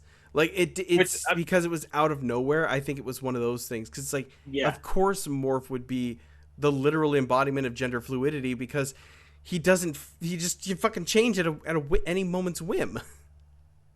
Much like this Mystique. is not the take I expected you to take. Much. Well, like I mean, Mystique. we already talked about Mystique and that mess where it's not, and even then, I don't that think would it be gender necessarily fluidity though. I don't, Like the actual terminology, because it's like you can change from this to this. That would be Mystique. Yeah, but and wouldn't that be Morph. the basis of? Wouldn't that be the gender fluid would be more of basis of what your sexual preference is? Because that's my whole thing is like. No, I the get that gender he changes is what gender you associate it with, not what naughty bitch you plan to munch. What was that? What? I thought I saw something on Hunter's camera, like it came like a spider web or something. It came down or a string, and I was like, aliens. So it's not aliens, anyways, but it's aliens. But anyways, I mean, as with anything, when I have the time and the energy, I'll sit down and watch it and then critique it on that one. I mean, we have to at least be appreciative because Marvel or at least Disney has said they're reining down. They were kind of tightening the reins on all the different projects that Marvel's coming out with because some of it can be oversaturation, and for some of them you already see how they're not being widely acceptable with some of the crowds or whatever. Going to the Deadpool thing, that's always been my theory. Not with Deadpool, that the best way for Marvel to introduce these new characters, since they got the rights back in, was to do something with the timeline. So the fact that they have Deadpool coming in and he's messing stuff up is great. My thing is, how does it relate to Loki season 2? So if you guys haven't seen season 2, yeah, good point. I am not. If you spoil it for me, I'm gonna be real mad. I won't. I'm not gonna spoil it, dude. But you got to watch it because I'm like I told Nico, we talked about this for I think a good half hour. Yeah, it was good. Like I almost stood up and went like this, like almost a tear, like dude. Matter of fact, yeah, because that was the whole one of the subject was redemption. Going back to what we talked about in GATS is how far can somebody go to where they become redeemable in this mess. So you see the at least for season 1 of Loki, you start seeing the transformation. So watch season 2. All right, I'm like 3 episodes into it, but I dropped it. I don't even remember why. I just forgot to watch the next episode one week and never caught up. Hey, no judging. I remember just watching like that. It was like I'm gonna watch another episode. Yeah, I binged that shit too. Another episode, and I was like, man. Then when when you watch it, let's talk about that, please. Because I'm like, all right. But for real, I mean, as far as going back to Deadpool, bringing the TVA thing does kind of like I said, kind of excite me because, like you said, right now that means there's 3 Deadpools. You have the one that was in Origins. You have the one that necessarily didn't do the timeline, and the one now with the TVA on that part. So my thing is the TVA recruiting them? If it's a TVA, who's TVA? Which ironically goes back to the whole season 2 because the whole Kang version versus what happens after and stuff like that. So, I mean, I'm for it. I'm for all characters coming back, and if he's killing them or something, that'd be great. You could fix the Kang issue like that too. Or they could just recast him and pretend like nothing ever happened. Which is exactly what they fucking should do. Yeah. Well, right now, like it was with Rhodes. There's something like that, but right now the rumor is Doctor Doom.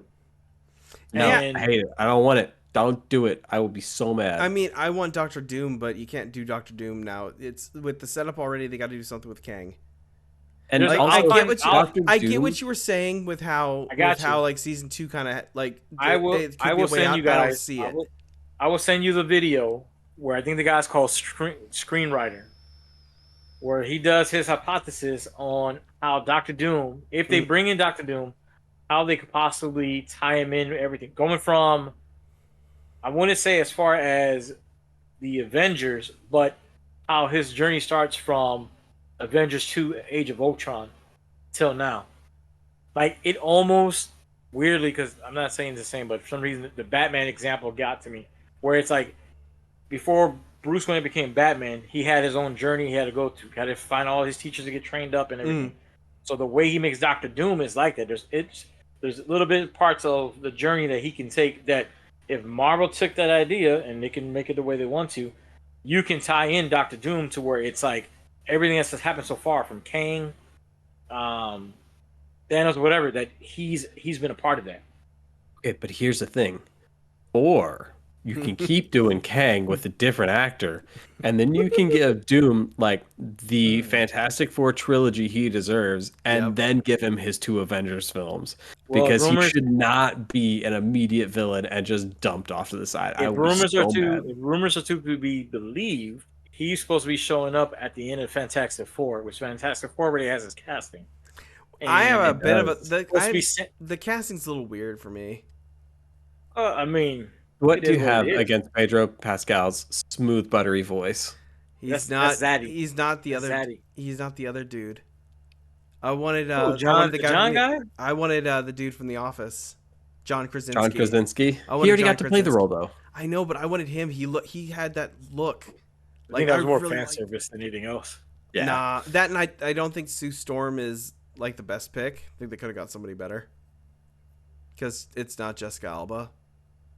And I hated Jessica Alba. But even with Jessica Alba, it was like, That's because I was in love with Jessica Alba as a kid.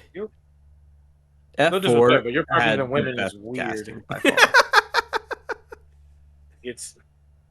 I mean, as far as the casting, it is. I think it's one of those. It is what it is on what you're going to get right now. And I think that's the more important part is trying to get some names known, some non-names known, to set the tone for what they're going to have, whatever. Because again, this is supposed to be, I think, set in the 60s or the 70s. So this is not even in this era that we're in right now. So.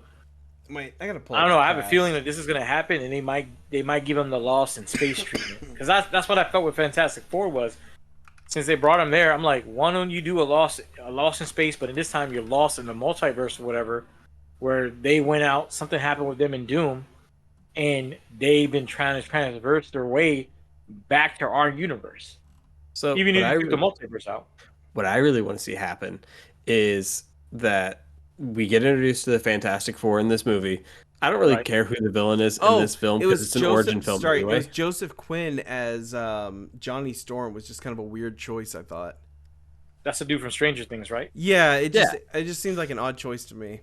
I don't know why. I mean, but then again, wow. Yeah, no, I can see it. I mean, but then again, you had Chris Evans as the Torch. Yeah, that was another one that was kind of weird, though. How was that weird? He played the perfect like jock for that role. Yeah, but he didn't look like Johnny Storm. I mean, I guess. Hey, he wasn't no Michael B. Jordan. I can tell you that right now. He wasn't no Michael B. Jordan. Yeah. Fantastic Four was by far and away the best casting for any Fantastic Four we've had to date. But no, so here's the thing. First Fantastic Four movie, it's an origin film. They're going to get to go out to space. I don't really care who the villain is for that. It doesn't matter. Second film, we're going to get introduced to Doctor Doom, and there's going to be a big battle and fun times happening there. Very excited for it. What I want to see is the third movie in the trilogy, which is my idea, is when they go out into the space in the 60s, they go through some sort of wormhole, whatever it is. They end up in the negative zone. They find Annihilus, and either there's some sort of battle there or he's trying to chase them. When they come back, they jump ahead in the timeline, which is why they end up here now, and they skipped all the rest of everything that's happened up until now in the MCU. And that third film is finally when Annihilus has made his way to Earth, and we have the Annihilation wave. And I want to see that so cool. on film. It'll never happen. So bad. I don't care. I just so badly want it. You know why that'll never happen? Because it's such a good fucking idea. That's why it'll never happen. Well, I mean, and at least it opened up the whole reason why Analysis comes, because at least That is such a good way to in bring the in graphic Annihilus. novel, the Holy whole thing that shit. Analysis was coming to our area was he felt that our universe was encroaching in his territory. So what? I mean, you already changed the scrolls, Mm-hmm. how they came about and knowing us, whatever. Because again, the scrolls were first introduced, I think, when Fantastic Four, where they tricked them to changing them into cows. So since for some reason there's no, um, and again, I haven't seen the Secret War yet. I don't know if they mentioned Fantastic Four. So if that part has been changed, what better way to introduce them? Which again, the rumor is also too that It's Josh probably gonna be a Brolin Super Scroll. wasn't there a Super Scroll in Secret Wars? There was Oh, did they bring that in already? 2 of them technically. Yeah, because as far as the scroll thing was, they first got introduced with Fantastic Four, and then got their butts handed to them. The Illuminati, after they did something, went over there, conveniently got captured. They didn't know who got replaced, and then that's the whole Secret Wars, whatever. But with Analysis, like I said, that's at least a good way to introduce certain things, because again, there's rumor that Josh Brolin's coming back to be Thanos. That would be cool. As far as what, I mean, unless they bring him back and going back to Deadpool to do the whole Deadpool versus Thanos, because And imagine if they Mr. also Steph, got Cable in on that too, because that seems so up that alley. Just for the jokes. yeah. But also, So I mean, if they did that, I mean, it does open the way. But again, the only other part with Analysis Wave is what about Galactus and Silver Surfer? Because at one point he captured them with, I think, the help of Thanos, if I'm not too mistaken. yeah. I mean, hopefully they'll have already figured out something with Silver Surfer and Galactus and had them introduced at this point. But also, Annihilus's way to Earth, he can destroy Nova, like their home world, and then we can get Nova Prime, and then Richard Rider can be There badass. is a Nova Nova Prime. destroyed though. Nova's already destroyed because Thanos got the power thing. Remember? No, it's still there. It's just not as it's not as big as it was. And isn't there a Nova TV show in the making, or it's a movie or something like that? Like, isn't It's that on been the plan? supposedly in the making Yeah. for like 10 years now. So I'm never going to believe it until I buy the ticket and actually go in to watch it. But no, so in Guardians of the Galaxy, Ronan got onto the planet and was starting to destroy it, but wasn't able to completely destroy the Nova Core. And then they were depleted when Thanos did the snap, but it didn't completely wipe them out. Yeah, but didn't he? Okay, well, I get you that part. But before the stone, I thought he destroyed the Nova Core and everything else like that. That might have been something that they just like mentioned as like an Right. aside in the story and didn't actually show. Uh, So if they did, that's probably why I didn't remember it. But no, I either mean, way, I just want I'll Richard give it Rider to and you Nova because- Prime. All right, I'm trying to work my way back to the Annihilation Wave and No. Annihilation I was Dog going to Web. come back and support you because I'm like, if he didn't destroy as far as the snap and when he got the Power Stone, then whatever knowledge was there was saved. Unlike with Analysis Wave, all he had was Rider. That's it, and he merged with whatever intelligence was Mhm. with the Nova Core. So there's still room for that. Even though now I think about it, the Nova Core is just like the Kree with their super intelligence. Mm. A little bit. Which would be weird less because if you do the assholes. Reed Richard ones, they did the whole Council of Reeds, and there was like two or three Reeds they put together for the intelligence. I forgot what they call it. Some real Rick and Morty shit there. Yeah, the whole Jonathan Hickman.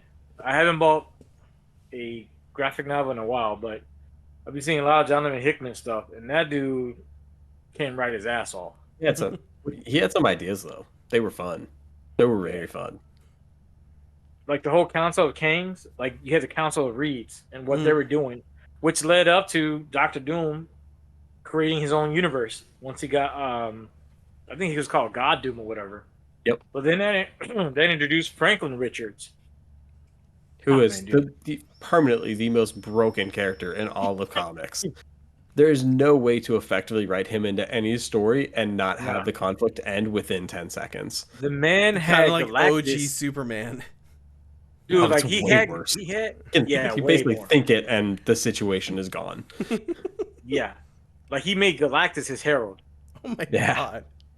Like it got He's to a the because baller. the whole because it gets crazy with the whole Beyonders destroying everything, some of their other stuff, and then Reed Richards again he goes back into time to teach his younger self how to use his powers because I think Reed Richards or somebody blocks him, and so there's a part where he's underneath the covers, and he created his own universe, and he's like, oh, like he was like a magic trick. I'm like, oh, man, you just did the whole Big Bang and everything underneath your covers. Like it gets into the weeds and everything. Like it's really Your wording it's really on that good. was just peak. I'm sorry. What do you mean? He created the Big Bang under his covers. I'm just saying, it was just the way it's illustrated. You just see this little blonde-headed kid or whatever. He's all like, oh, like You're not making it better with the visuals. I'm just throwing that out there for you. You're really not. see, this is what happens when you Hardy Boys go off on your Gallibon thing and all types of things, and then I'm here with all these ideas and it just come out right now. Pause. But I'm glad I can be your muse. Oh man. you are. You're Oh, very man. colorful. Your hair and everything. I won't go into the butt because that's your brother. Which No, remember it's been fixed. No, phrasing. We should start doing it again. no, but analysis Oh, wave man. I think is oh man. Well then yeah, because you can go analysis wave and then right after that would make sense because the quasar bands have been was it quasar bands or quantum bands have been introduced. Yeah, the quasar bands, yeah. Which could lead I mean I doubt they do it, but you could bring back Ultron. They should. They really, 'Cause- really should. Yeah, Like maybe this time there's no change way his that voice. I mean James Spader did a great job with the voice. I Spader was was super cool, happy with it. I'll say It was that, just but the I want film. something more menacing. But Well, he I was mean, the he's menacing. I agree with you at first, but when I saw it again, the reason why I like David Spader was because he was the anti-Tony. Mm. He was It supposed was to be Child because the rebelling whole against his dad. yeah, he was supposed to again because with the original comics, Ultron was created by Hank Pym. So whatever he his attitudes or whatever was off of Hank Pym. Mm-hmm. You had Tony Stark, which they made the whole MCU initially, like first 10 years, it's off of his actions and his reactions. And so that was why you had David Spader on that one, kind of acting all like it had his attitude, like you said. He's the dad, he's the kid, and he hates him. And also, there's no possible way that there is not some random server drive sitting out there with Ultron's code just waiting to go back online one day. It is the easiest possible storyline to write in order to bring him back, and he can be so cool and it can be so much fun, and we can not get Age of Ultron again. Especially when you have, if you bring in Doctor Doom, because then you have a Technomancer in the fold as well. It might be an interesting dynamic. If Age of Ultron was a 2-part movie, I think it could have been really good because you needed a whole film just to set up Ultron pretty much exactly like what they did with Thanos. Thanos was the protagonist of Infinity War. Yep. He was the main character, and they did such a great job making you get behind him to the point at the end of the movie you're kind of like, I mean, I see what I don't feel get like it. I should snap my fingers, but I get why get he it. wants Yeah. to. I'm not entirely mad at the concept. Like, they did a really good job making you feel for and almost root for the character, or at the very least understand his motivations. And they kind of tried to do the same thing in Age of Ultron, but they just didn't give him enough room to breathe, and they went to such a big story with not enough time to build it up. Mm-hmm. Well, they try to humanize him. I think that's the key factor of why people like him. I mean, it's something that I was reading about now, where like somebody was saying that have we went past the age where a bad guy is not a bad guy? Like, we have to give him a story, we have to give them reasons to like him, whatever. And with Thanos, that was it. Because again, now with But still, there's something to say about a villain that's just an asshole to be an asshole. Yeah, I mean, that's why I say with Thanos, Like that's the only reason why Snowflame, the that's the only reason why he's cocaine-powered lovable. supervillain. So if you guys are looking for a fun book to read, or I guess even an audiobook would work, Drew Hayes it's a whole Villains Code series now, but Forging Hephaestus was the first book, and the entire series is told through the villain's perspective of this girl who's coming up, and she's effectively a genius, and she can turn her body into fire because she's basically the Human Torch. But she gets selected to become a part of this secret society because on this planet you have the hero organization and you have the villains organization, and they're both basically set up like corporate entities where they're just kind of wanting to keep the status quo. And the villains are like, we don't do crime on this day, this day, or this day. We know like we cannot do X, Y, and Z type crimes because that'll bring the heroes down on us. And so like it's this very weird corporate structure to like the villains hierarchy and what they'll do and how they recruit people and bring them into the organization. Obviously, like the higher up in ranks you get, the more devious shit you can get up to. But like they even go so far as to have a guy in the organization. His only job is when new recruits come in, he looks at them and basically reads through their brains. And if you're a pedophile, he eats you. Like that's his only job. That's why he's a member of the guild, so they can like keep those types of criminals out. That's not the people they want to be associated with. And the whole time you're like, I am actually rooting for the villains. Like they've humanized them so well, and I understand the structure of their society and their corporation. Like I can get behind them. Fuck those superheroes. I want these guys to win. So it's like the opposite of Wanted in a sense. Yeah. And ironically, that is a skit for The Rock, where they had a villain convention who can make the most villainous weapons, and The Rock's character creates a robot that molests kids or whatever. And all the villains were like, "What? No! What are you doing? Like, hey, we're supposed to make the most evil thing, right? The most evil thing." Yeah, that's pretty fucking evil. So they got standards. Wow. Yeah, they even have 401ks and health plans. Like, it's just, I'm not kidding. I'm not giving it the greatest description of a book, I'm sure, but it is great. I highly recommend it. Okay. Can you put it in the Discord? Chat? Yeah, Forging Hephaestus.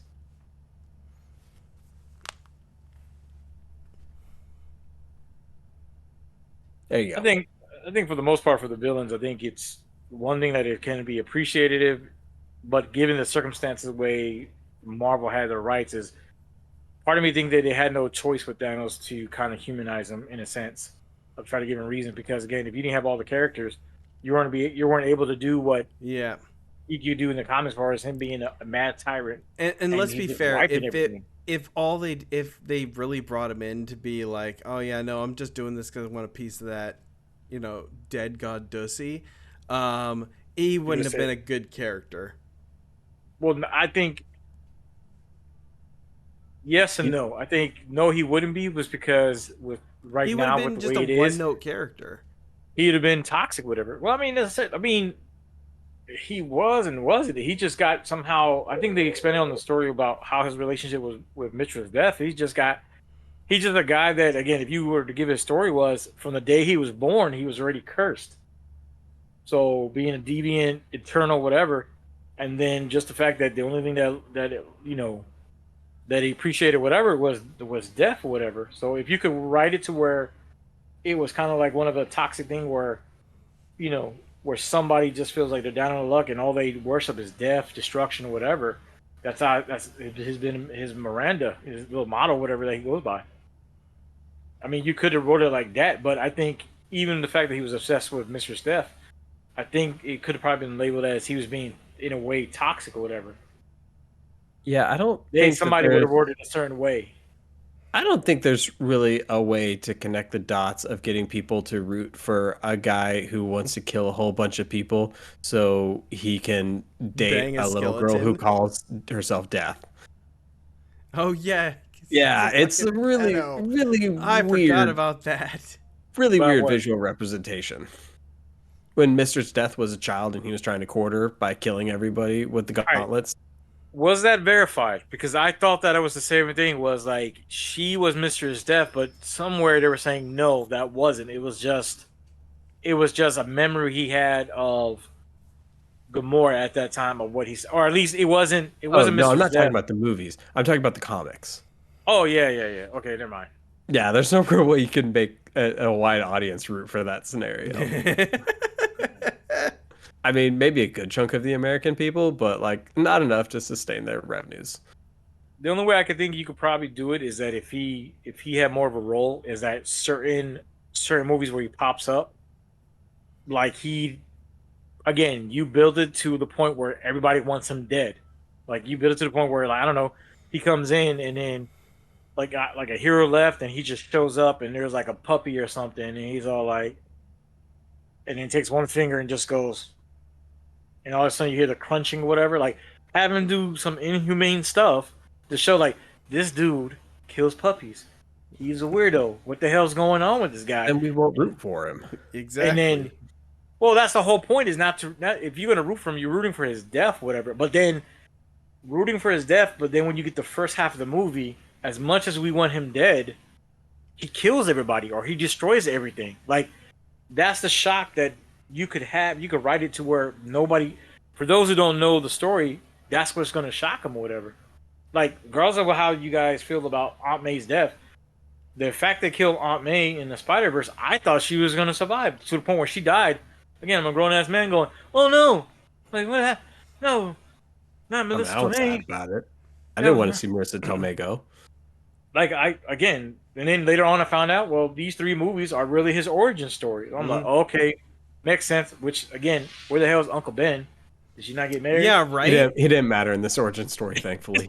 No, Uncle Ben's like, look, I'm Tomei. tired of dying. I'm gone. Like I'm I dead. don't want to do this again. All right. I don't do this.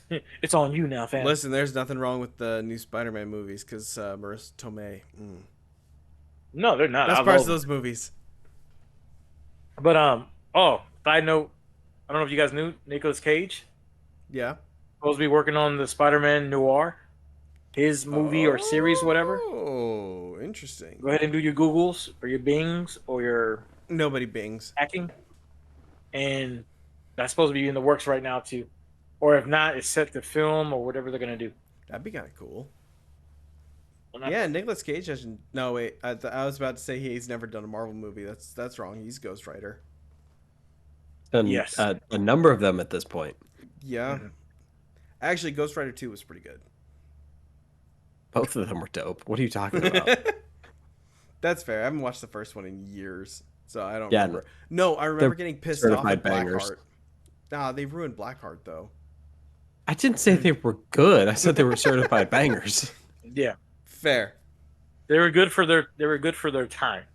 That's fair. I don't even know if they really like meet that standard. They were just dope. There's some B movies out there where you watch and you're like, yeah, this hits a spot, and that's Ghost Rider every day of the week. Mhm. Well, I mean, I think I see you. I think two it's just are like with The an Eva Crow. You took Mendes The Crow- enjoyer. if you took The Crow the way it's written in film, how it was in the '90s, you put it in now, it's not gonna hit. I mean, it's nostalgia, but it's not gonna hit as it does. Mm, That's how I feel. that's Well, fair. just- Like some movie. Just keep the prop guns away from whoever's playing them in the new film. We'll be fine. Hey, come on, Oh. man. You know what? I give you, you know, Give me an inch, I take a mile. I get it. Hunter is heartless. He's a cold hard bastard. That's Yeah, I'm what not he the one who does. locked up my bunny on camera earlier. PETA is already writing him a cease and desist as it is. What's going on? You put your bunny in the cage. I didn't put my bunny in the cage. The bunny put itself in the cage? Yeah, it's free range. That's where he goes and takes a shit. Ah, See, well, That's his I'm going to blame you toilet. for it anyway. That's his toilet. He has. You could see his house in the background. I know, it's ridiculous. It's a very nice house. Really See, ridiculous. okay, so here's my thing. Something that's popped in my head. Mhm. So the whole point of Thanos, again, they humanize them to where you know why he's doing what he does, even though there's holes on his whole mission. Mhm. But then when I think of Justice League, when they had Apocalypse, this is my whole thing with that part was the way he made him seem in Justice League. I actually didn't like that, where he just came out and he's just thugging and bugging, and he's just hitting people with the axe and everything. Or at least in the very beginning, I get that. But the time we see him, and again, bias is going to play a little bit because you had Michael Ironside Mm-mm. playing Darkseid for years of the cartoon, but it was the whole thing that when you see him now, he wasn't the brute force that you. I mean, he wasn't the brute force as far as I'm gonna go ahead and attack. It's all about strategy and seeing what's gonna happen. Like if I have to move a finger, then that means everybody else has failed me, which they're gonna get the Omega beams on that one. In that case, I can see how you can humanize him as far as Darkseid's origin, if you want to go that far, his origins and his creation, and his goal of the anti-life equation. Did you That's watch where the I think Snyder these, cut? huh? Yeah, I Did saw you the watch? Snyder cut. What did you think of that one? It helped, but didn't help a lot.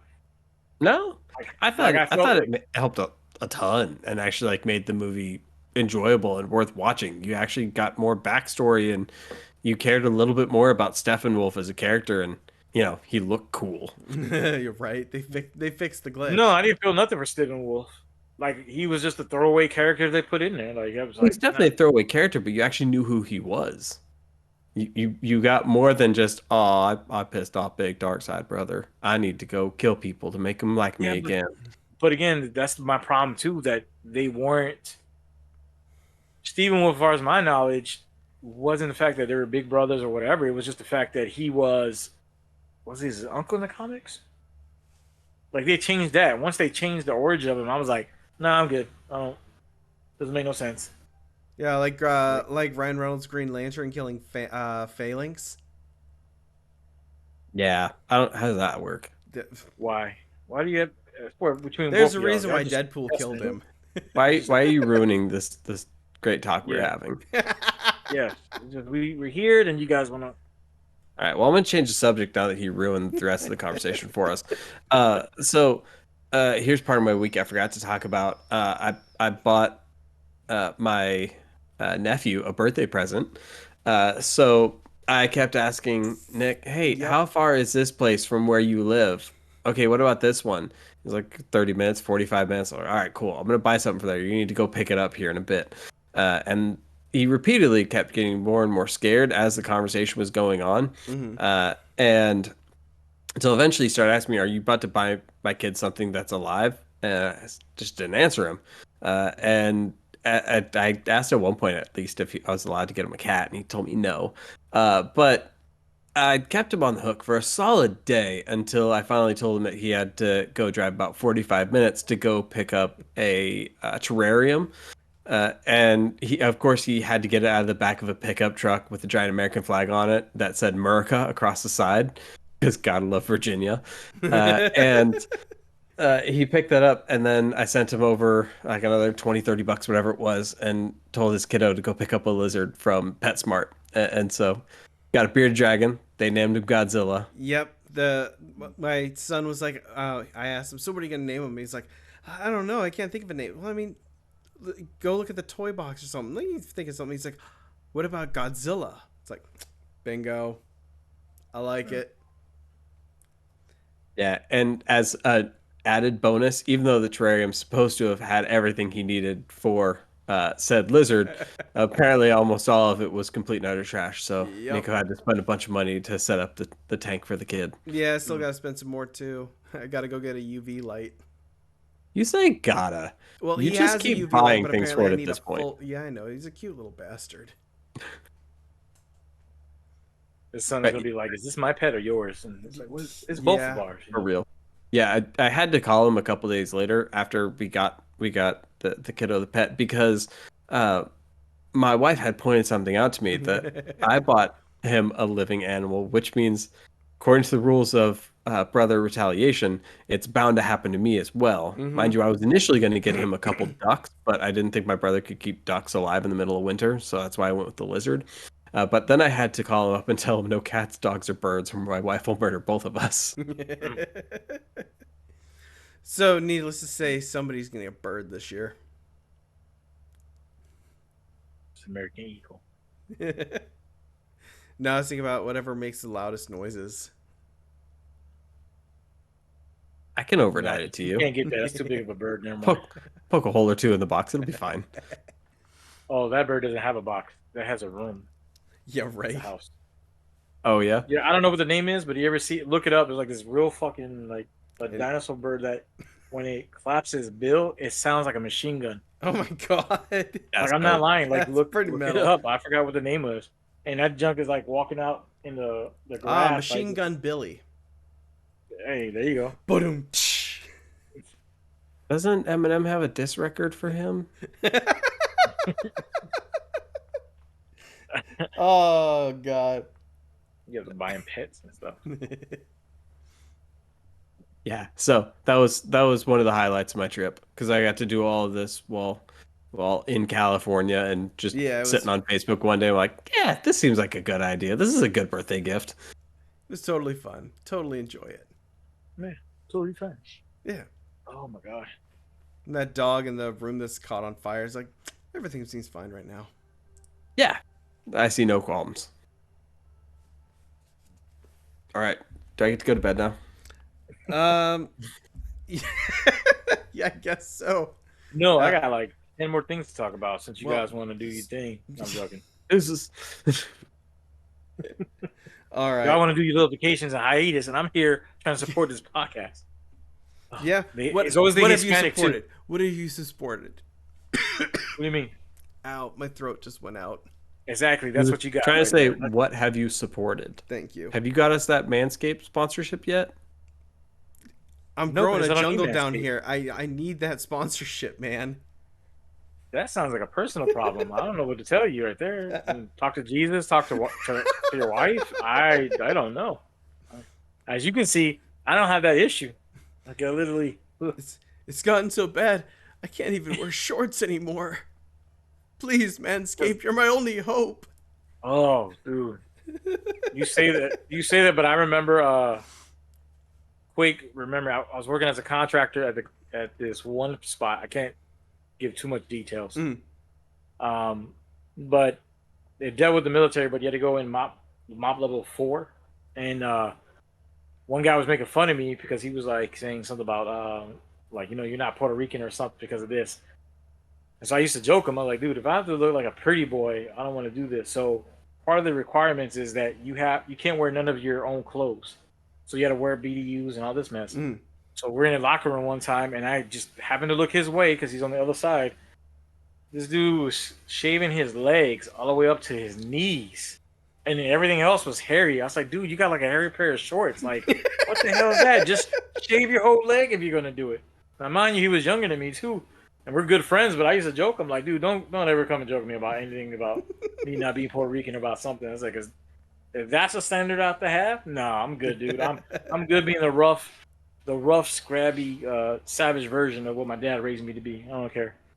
Nah, man, I'm Lebanese. If I don't shave, but I go grab like a number 1 ankle to butt, man. Otherwise, it's like wearing thermals underneath pants in the middle of summer. Like it's not cool. It's not fun. Today was the first day where I was like, maybe I should have worn jeans. I mean, is your dad that hairy? Because I mean, we're Lebanese. I'm Yeah. hairy everywhere except for my face. I don't understand why I can't grow a beard. It's BS. It stops at the navel pretty much. I'm surprised your brother was able to grow that. I'm pretty sure he glued it on. And that's not a dig. That's not a dig at you at all. It's just like, okay. Yeah. Well, I got the sweet Charles Bronson going on right now. Yeah. Why is it that? I don't know. Why? Yeah, why? Why does it look like if I kissed Hitler, we'd have one full mustache? I don't know. Because your brother's saying Lebanese, but you have a weird racial stereotype of like Oriental, like how they used to do it back in the days, where it'd be like some white person getting The dressed Fu up as an Manchu. Asian. I know. I have a Fu Manchu. I don't know how. Teetering the fuck on it that happened. whole. We get hate I'm just comments. waiting Like, so I I can don't like do his this. mustache. I just want to do this. Oh yes, your kung fu is no match for my crouching tiger. You guys don't watch Parks and Recs, do you guys? No, but I watch Not a anymore. shit ton of old school kung fu flicks. Your brother, if you can remember the episode, your brother has what happened to Ron when he got back with his ex-wife, one of his ex-wives, and his mustache was only from here to here, and this all was bared. I'll if I can find the clip, I'll send it to you. But that's what it looks like. It's pretty bad. You're doing something. Yep, A lot of rubbing. a lot of it. A lot of rubbing. Nasty guys, man. I don't know how you guys do it in Lebanese do it in Canada. I always love that term, Canada. Canada. That's how we say it around these parts. Well, I mean, they are Canadian, so Canada makes sense. Yeah. It's So hold on, perfect. go back to that. That's So why they say Lebanese, pasta instead of pasta. I heard it both ways. Okay, fair enough. Your Weird brother might get flex, that but reference. I don't okay. know. I did. All right. See, this is why I love you, Hunter. You're Nico. I don't know. I was gonna throw out the no you haven't and like go from a psych to a Scrubs reference, but I didn't know Oh. if you'd shout back. Yes, I have. So I was like, all right, I'll leave it. It would have been that, I or know you I well would have enough. just shot an eagle and then just took off. Like, eagle, and I'm gone. Yeah, for years my gamer tag on Xbox was Hooch is crazy. It was. Oh I man. got, he was like, I got the Dolby surround sound. I'll put that junk really fast, and I'm gonna get you. I love that show too. So going back to the Lebanese thing, break that down again, because you guys are saying your dad is Lebanese or your mom is Lebanese. Dad is German Lebanese. Mom is Eastern European mutt. So we're it's just everything. in eighth. Yeah. I mean, So technically, wouldn't that make your dad a mutt too? no, Yeah, definitely. Well, yeah, but since those are our two Hey, dominant is German and Nico hates your Lebanese, mom. we kind of just say let you know German that. and You just Lebanese. hate your mom right there. And also, if we're not mutts, then there's something really wrong with our family tree. Let's be honest. Right. Yeah, you guys are either adopted or you're wizards. One of the two. I have no idea. I'll let y'all pick on that one. Okay, since we're talking about wizards, is it just me or does every time somebody listens to the song "Wizard" by Black Sabbath, all they can think of is a wizard walking around with like a machine gun or something? Who's I don't Black know why, Sabbath? but I get Machine Gun Wizard every time I listen to that song. How did the boomer just ask who's I'm Black just Sabbath? joking. I'm just joking. I just love Hunter's face. Like Hunter went back like he smelled a bad fart. He was just like, Yeah, I was regretting being on this podcast. I was about to Expelliarmus myself out of the seat. Somebody's been watching Harry Potter. I know who Black Sabbath is. I don't know their songs, but I know who they are. That's the very least I can tell you. Okay, fair. That's upbringing. You need to educate yourself. Black Sabbath rocks. No, I don't. No. All right, fair enough. You do though. You really do. No, you do. Peer pressure. I'll just watch All of it. Peer pressure. Get you some psilocybin, sit on the couch, and listen to some Black Sabbath all night. You'll love it. It's a great time. It's great. Yeah. No, just do it. Do what, drugs and listen to. You've got like the wood paneled walls. That's what people had when they did this experience when all of this music was coming out. Yeah, you know, that's a good point. There's like nothing in between. When did you decide to purchase the set from that 70s show? I'm curious. I didn't purchase. This is rent. And to this point, you can blame your wife's people for this one because they're Korean. Oh, that's fine. I was like, I don't know where this is going, but I feel like I should leave this call now. See, that is a very, you know what? Okay, fair. It's a funny thing. I mean, if they put it up, then yeah, that's an odd one for me. I don't know because I even told Danielle like, why do they do like? I have some background in doing renovations and working on houses, but I was like, why did they put this up here? Like this, there's no installation. They just said, it's the fancy room. That's what they told my wife, or at least the owner's wife said. They said that's the fancy room. It's supposed to be a den. I thought it was a basement, but they say it's a den. Oh. So, yeah, exactly. I don't know. I mean, it's not straight stairs. I mean, it's a stairs that just, the staircase is broken down in two. It goes.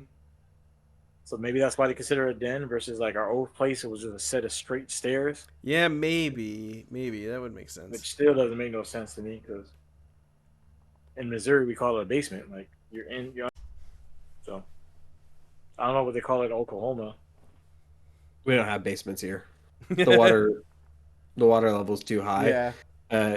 You need like multiple sump pumps in each room in order for it not to just flood all the time. Ground Yeah, shifts but too often. and I'm not gonna be funny with this, but what happens with tornadoes?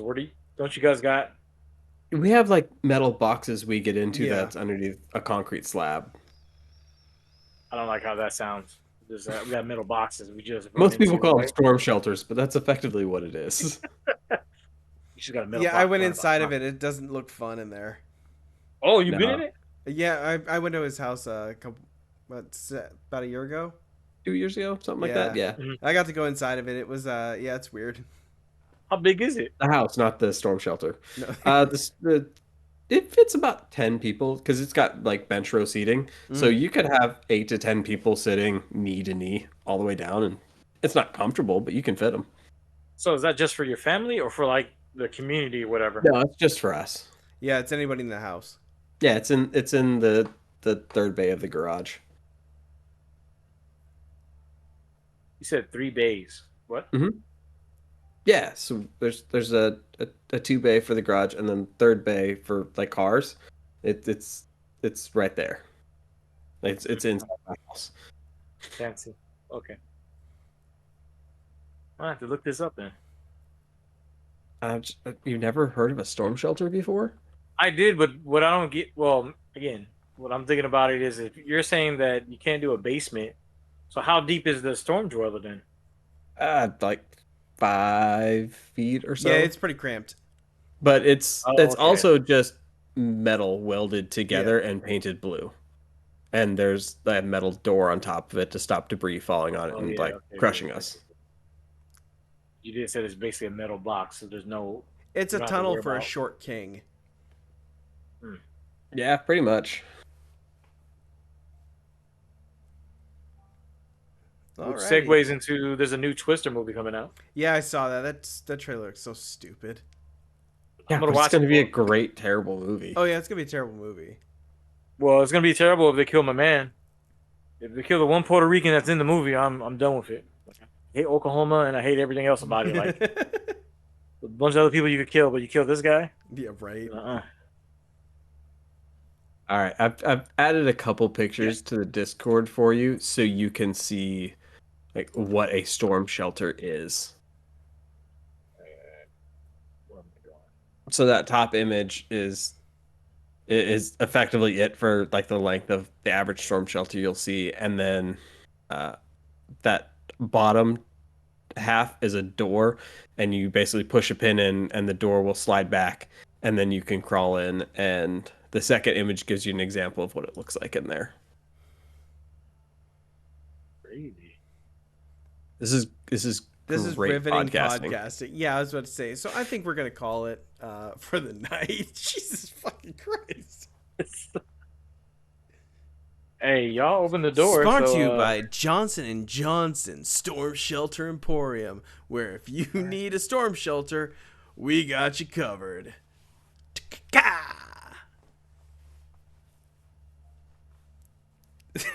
Goodbye, everybody. Bye. Bye.